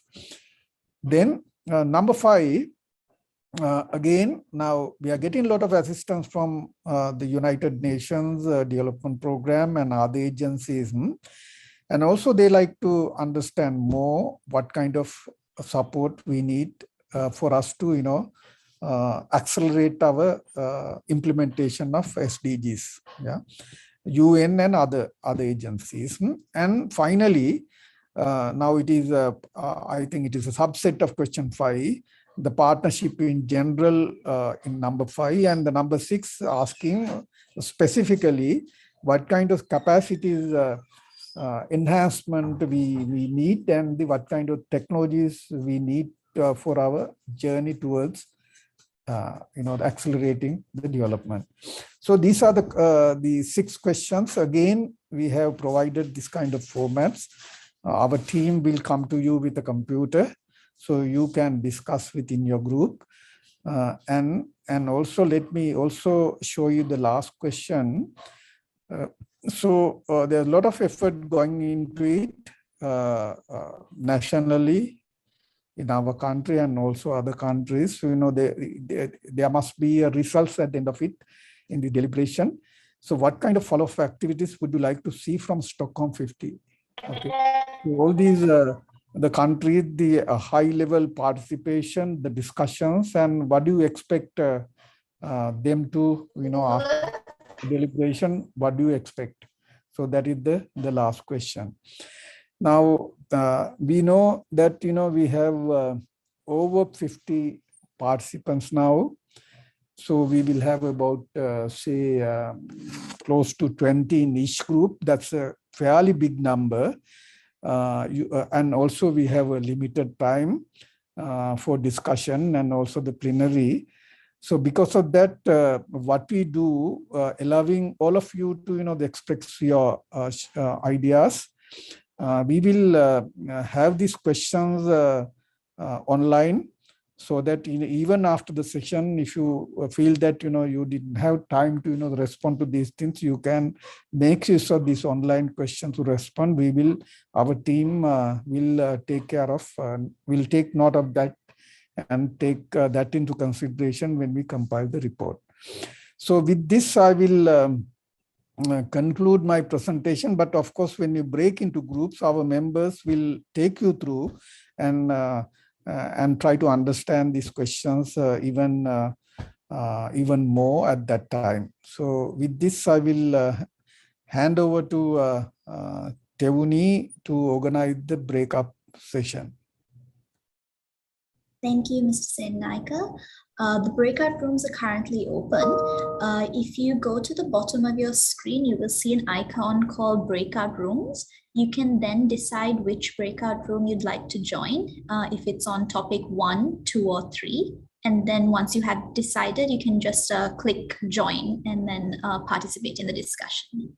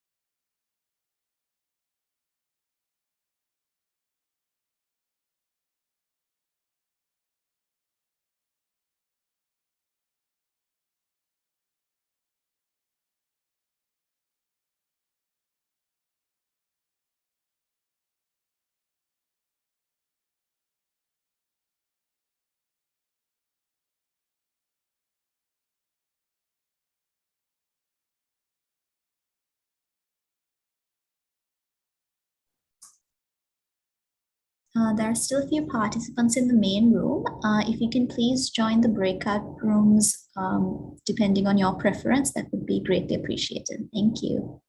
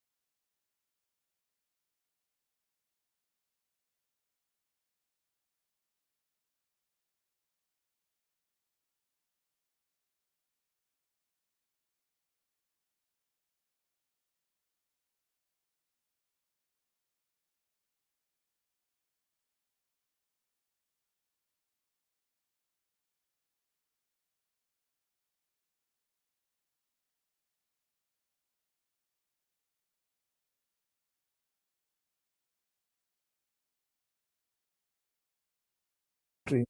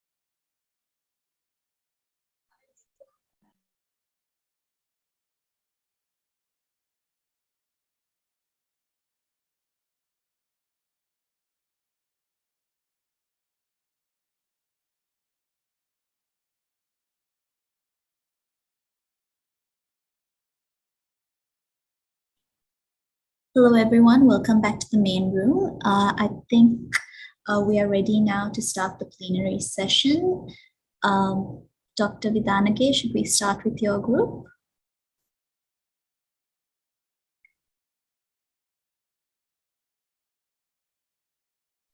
Yes, let me share the slides, and Tisarika Edirivira, who was the coordinator of our group, and she will present it, and I will move the slides from here. Tisarika, over to you. Yeah, thank you very much, Dr. Shaman. So our first question was, how can we restore and regenerate a positive relationship with nature? And we listed down 3 good practices. First one was home gardening for producing some food and reducing food wastage. Under that, we came across some pathways like technical and other support to initiation and maintaining at home gardening at household levels. And the second good practice was use of sustainable and renewable energy sources. Under that, pathways are awareness raising on SDGs, technical and financial supports, research and development to address issues such as inhibition by ammonia in biogas generation. And the last good practice is localization of SDGs. And here we have to highlight the attitudinal changes, the attitude towards the nature.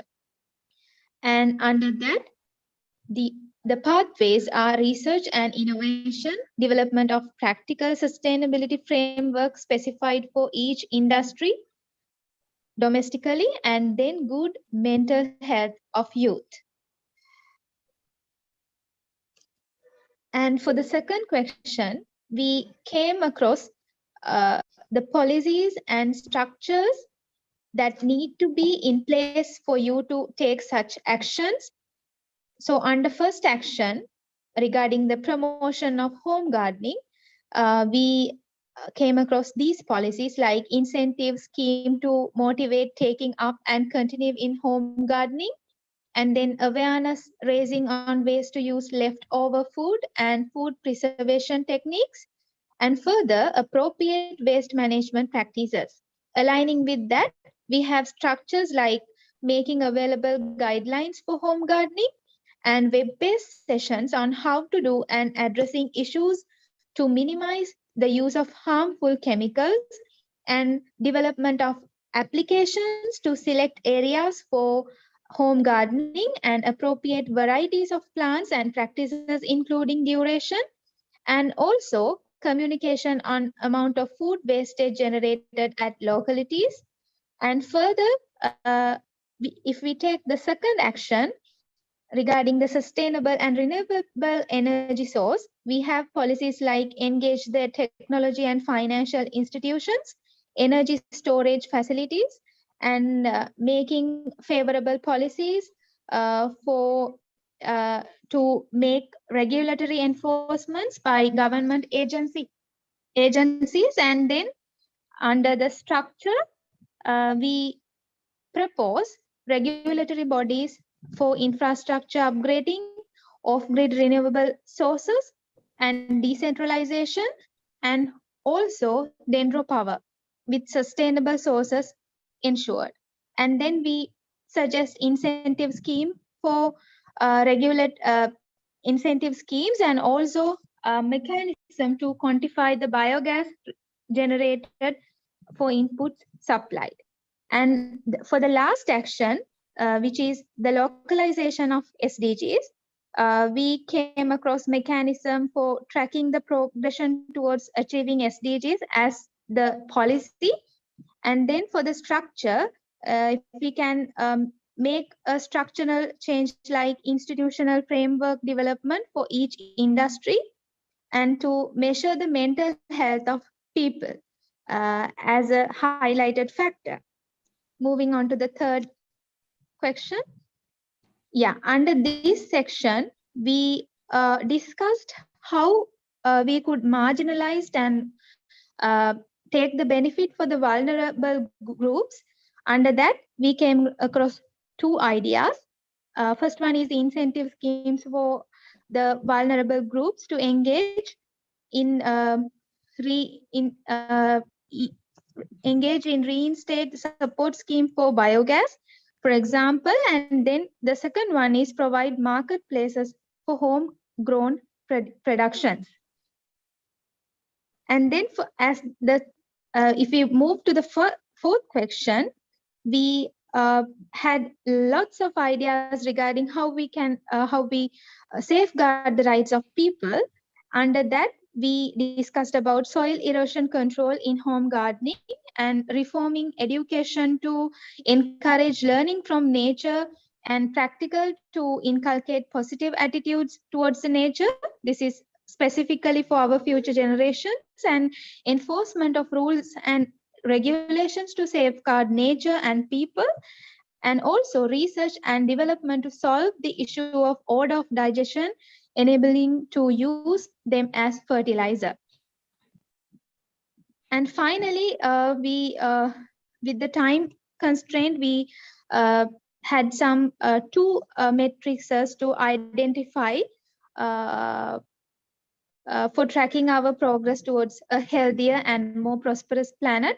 And the first one was product recycling percentage of the country and the percentage of renewable energy production. And if we can measure the change in food waste generation, that would be very supportive for the country. And moreover, this is the most important part, the ideas that we need to suggest for the Stockholm+50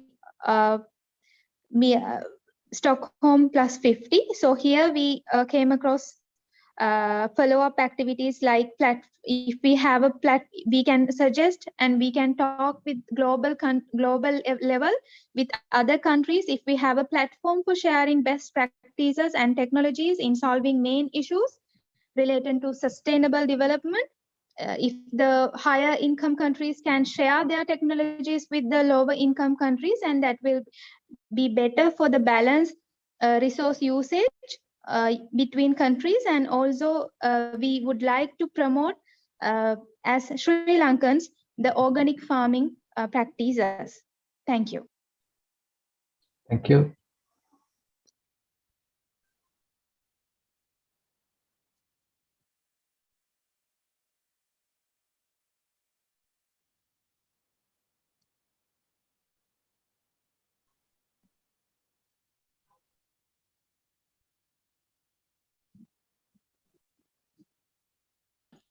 Thank you, Dr. Vidanage. Mr. Senanayake, if your team wouldn't mind sharing the outcomes from the discussion. Yes. Ms. Sevani, we can open this one for the other two groups to give some quick response. Yes, of course. Apologies. If any of the other groups or participants have any comments to make on Dr. Vidanage's leadership discussion dialogue, the discussion that just happened, please share your thoughts now.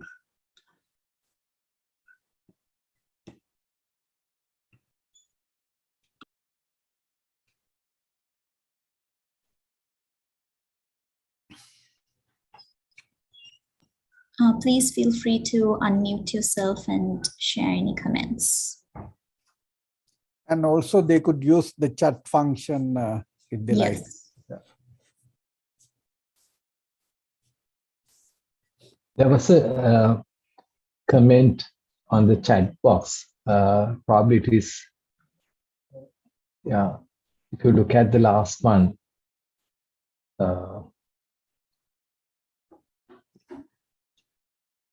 about the sixth question, can we add atmospheric variation as an indicator? So a few ideas, I think. Sorry, Dr. Vidanage, I don't think it has been sent to everyone in the meeting. I think it might have been sent directly. Ah, sorry. Yeah. Can I send it to the group? Everyone? Not an issue on our side, Dr. Vidanage. Right. And I can do this. I can quickly read that. Yes, you are right. It has been sent to me. And while coordinating the group. I missed that. Let me quickly read what it says. Can we add atmospheric variation as the indicator? So this is in response to question number 4. Then the acidity level of the, it's jumping. Sorry.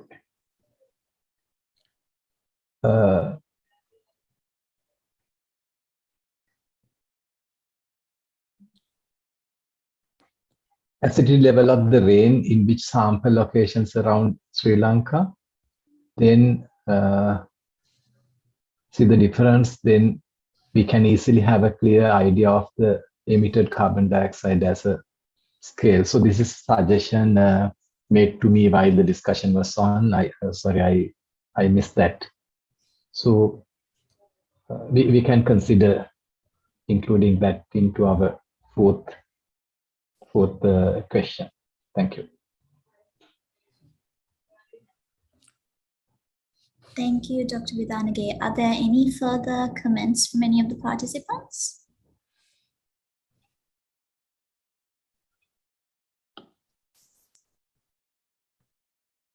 If there aren't any, we will move on to the second leadership dialogue question discussion.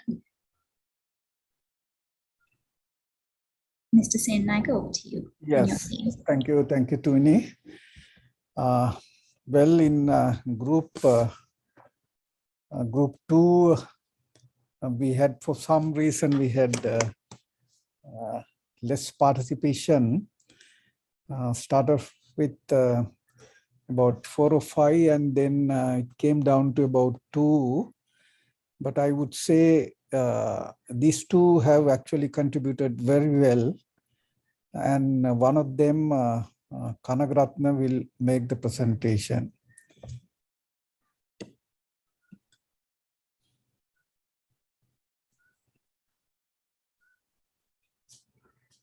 Kanagaratna, are you ready? Yes, please go ahead. I will move the slide. Yeah.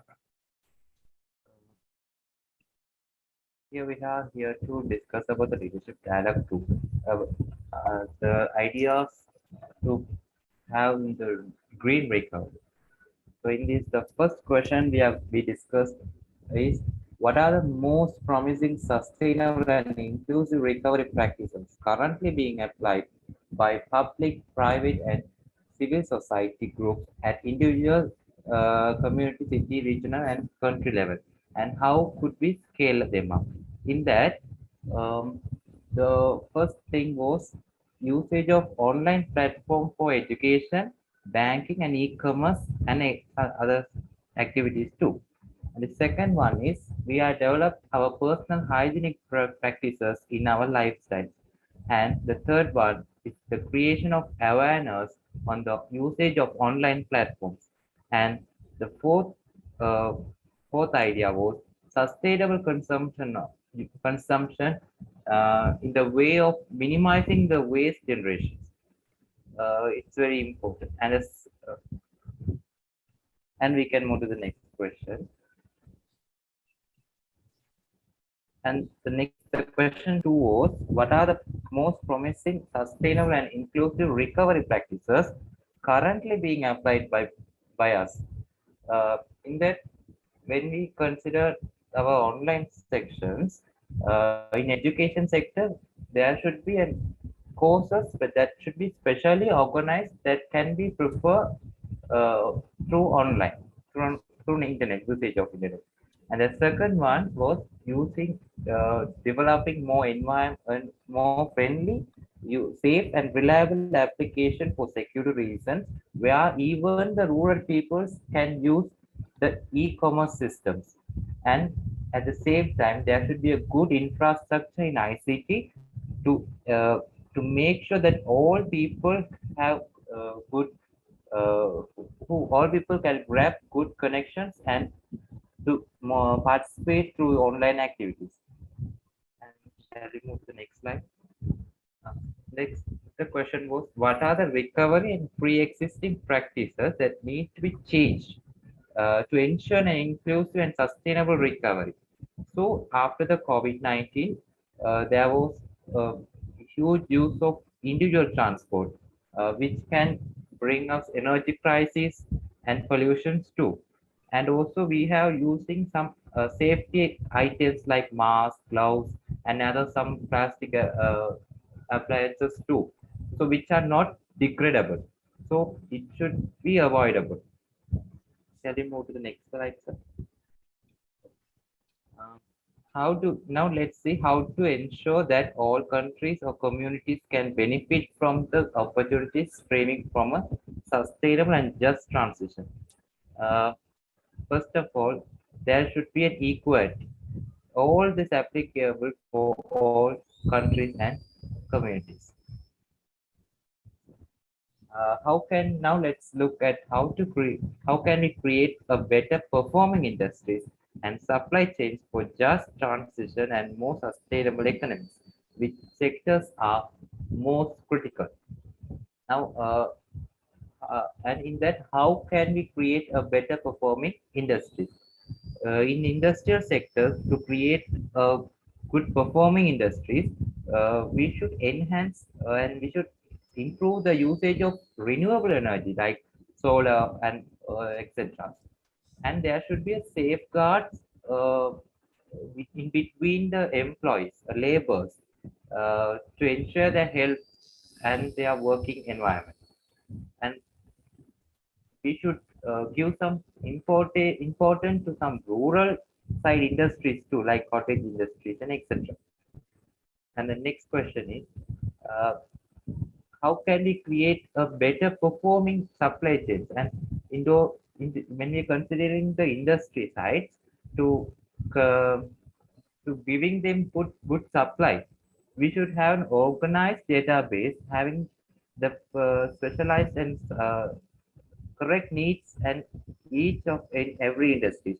And this is very important to ensure that how we can supply the necessary and necessary raw materials or inputs to each industry without any partiality. The network should be supplied through online platform. Here, by using this, we can even the beneficiary can have an easy access of having this supply, and there should be a regional supply network. Uh, this makes and next, which sectors are in crucial critical conditions? In that first, IT sectors. Here, this is because nowadays we have been increased. People have increased the usage of information technologies. So there might be a cyber attacks and etc. And in construction sector, due to this COVID-19, there's some economical crisis too. So this makes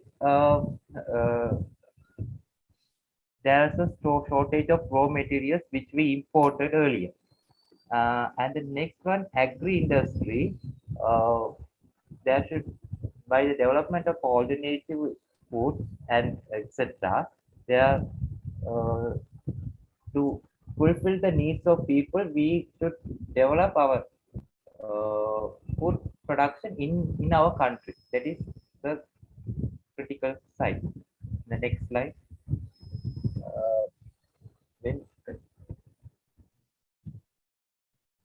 now let's see what are the key industry response commitments and responsible that industries to make these our shortcomings. In the agriculture sector, there should be a proper and efficient use of fertilizer and pesticides, and there should be good awareness about that. And in the construction, we should promote some raw materials which can be produced locally.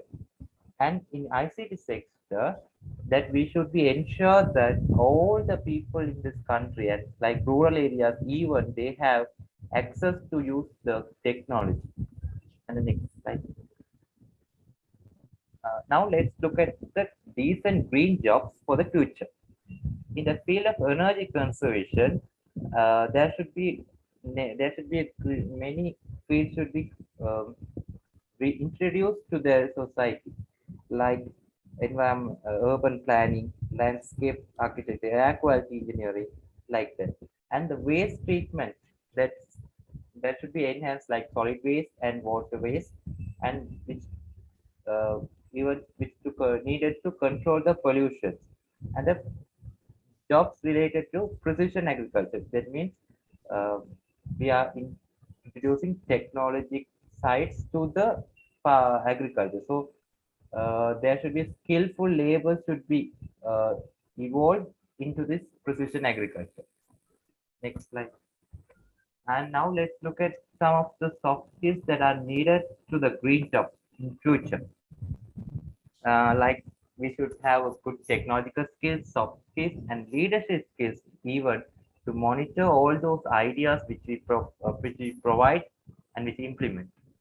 Next slide. What now? Let's look at what some. Now let's look the follow-up activities that we like to see. The first one is um, a way of putting these ideas in concrete actions on ground. This is ideas.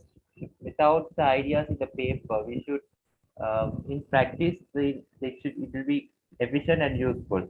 And also we should have a good knowledge about the practices, best practices in even which other countries use, like international technology. And next slide, and that's all. Yeah, thank you very much. Now we would like to invite other two groups to add to these ideas, suggest changes and improvement.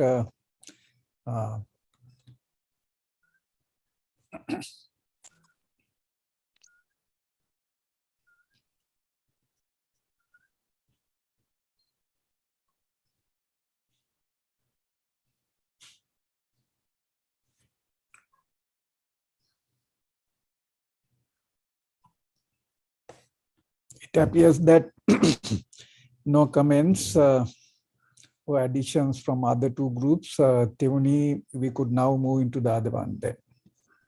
Yes, Mr. Sendika. Dr. Sugatapala, if you and your team would like to present the outcomes from your discussion, please. Yes, yeah. So we are the group 3 looking at the how to accelerate the environment dimension in sustainable development. So I will invite Ms. Avishka to present this. I will operate the slides. Ms. Avishka, you can start. This is the first question. Thank you. Hi everyone. I'm Avishka Sendanayaka, and I'll be explaining what our team discussed. So the first question is, what are the biggest challenges we are facing in the implementation, in implementing the commitments to the 2030 agenda and other environmental commitments? And the next question is, how do we create an enabling environment for delivery on the ground? So the biggest challenges that we identified was the lack of localization of the SDGs in Sri Lanka. Especially, I mean, we still don't even have baseline set up for most of the indicators in Sri Lanka. So you can't actually assess whether we are improving or going backwards on any of the indicators if you don't have a baseline. So that's like one of the biggest challenges that we do have. And I think Sri Lanka has a lot of data, but even though we have data, there is a problem with data sharing amongst governmental institutions and even other stakeholders. Then we highlighted that there was a lack of awareness and education on sustainable development and environmental issues around that. And we need to address that. And in terms of renewable energy specifically, there is this lack of cohesion between different energy plans. So for example, there's a long-term energy generation plan by the CEB, which highlights the need for coal power for our long-term energy generation in Sri Lanka. Whereas the Sustainable Energy Authority has plans just specifically on renewable energy. So why do these plans contradict each other? So to kind of address that as well. And the lack of adopting new technologies for monitoring environmental pollution and other environmental issues in Sri Lanka.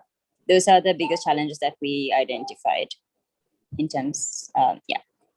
So how do we create an enabling environment?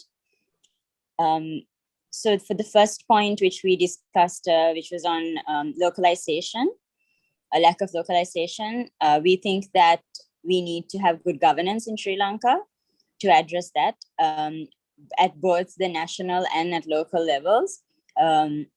Because in order to localize the SDGs, you need to have a political commitment towards translating the global indicators to what Sri Lanka needs.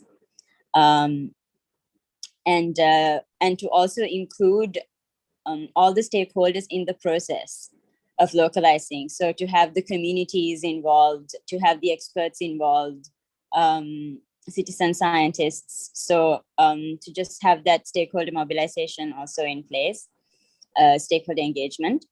And for the point on lack of awareness and education, we thought of introducing non-formal and informal education methods. And also sharing of good practices. And for the final point, in terms of the renewable energy that we discussed earlier, to enforce the mandates given to institutions. So there are a lot of institutions with mandates. Some are clear, some are overlapping, but still, even the mandates are not really followed through by most of these institutions. So to actually enhance that, to enforce that, is one of the other solutions. So the second question is, what are the good practices and pathways that you would like to see scaled up to accelerate the implementation of environmental dimension of sustainable development? So the first one we thought of was environmental regulations that we have in Sri Lanka. We have the environmental impact assessment, the initial impact examinations, and so on. So there are problems with even those because the EIAs right now encompass environmental, social, and economic aspects of a project. And usually what it does is it highlights the economic aspect over the other aspects. So we suggested to have separate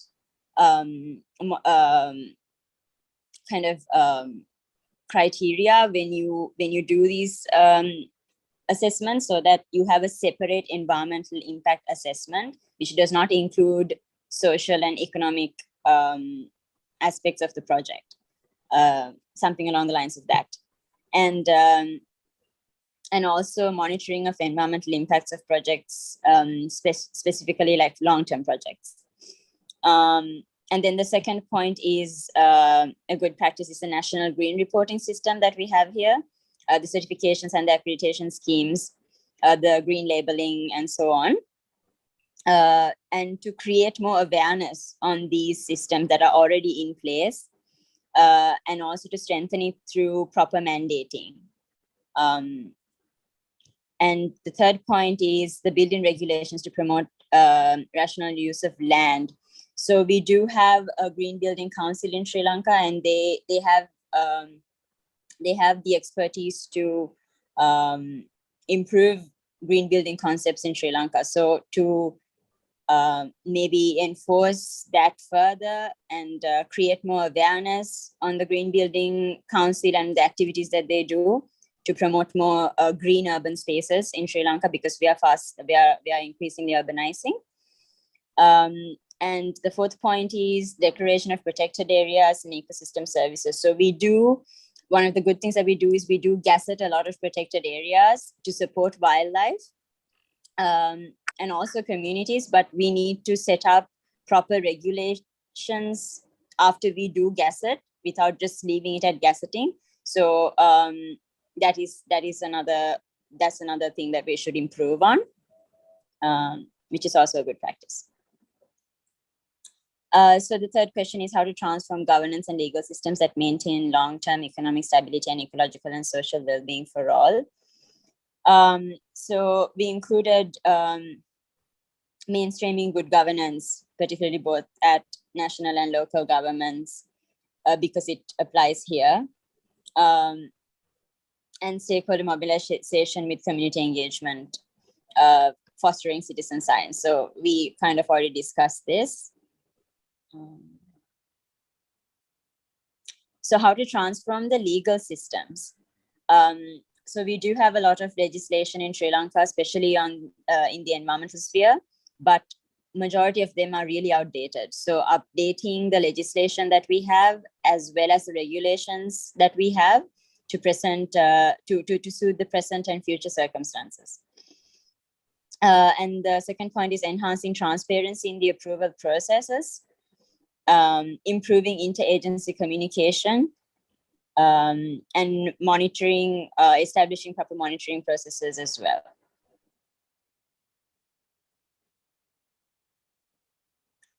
What measures are needed to align public, private, and development finance with existing commitments and priorities? We came up with introducing policies, regulations, and guidelines to promote public-private partnership.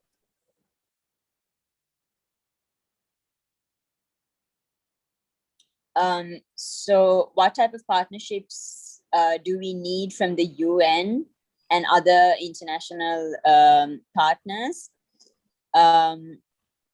We need technical support, financial support, knowledge sharing, expertise, best practices, and they can also even play a coordinating role with the local government. The sixth question is on what capacities and technologies are needed to improve human well-being in harmony with nature. The capacities are to hold people. I mean, we need to improve people's capacity to be responsible and accountable for their actions. And this applies to both institutional and individual levels. And the capacity to respond to disasters effectively is another point that was highlighted, especially in the case of like the MX Pearl and the New Diamond, and all these environmental disasters that we faced. And the third point is living a more sustainable lifestyle, improving your connection with nature, actively trying to connect with nature and living an eco-conscious lifestyle. And then in terms of technologies, pollution control technologies was highlighted, technologies to promote e-mobility,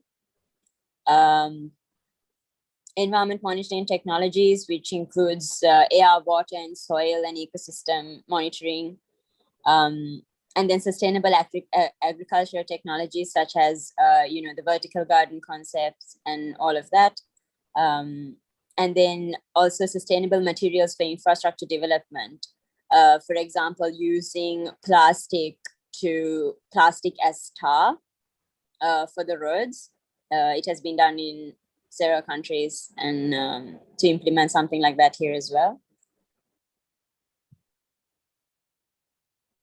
What kind of follow-up activities would you like to see? So a guideline to prioritize and refine set of SDGs target indicators. This is about localizing. Communication of best practices of other countries.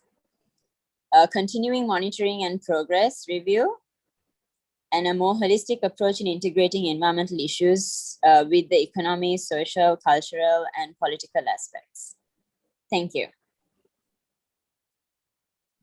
Yeah, thank you. If other two groups have some comments on this, is the time. Thank you. Any comments on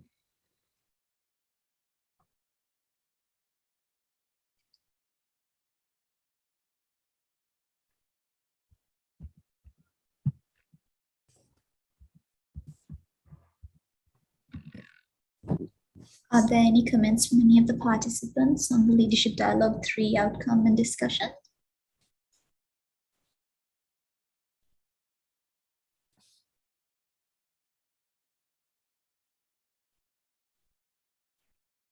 If not, we'll move towards the closing segment of today's consultation. Before we wrap up and I invite Sugandhi to give the vote of thanks, I'd just like to quickly mention that if you would like to further engage, I think we've had a very active discussion today and so many of you were actively contributing.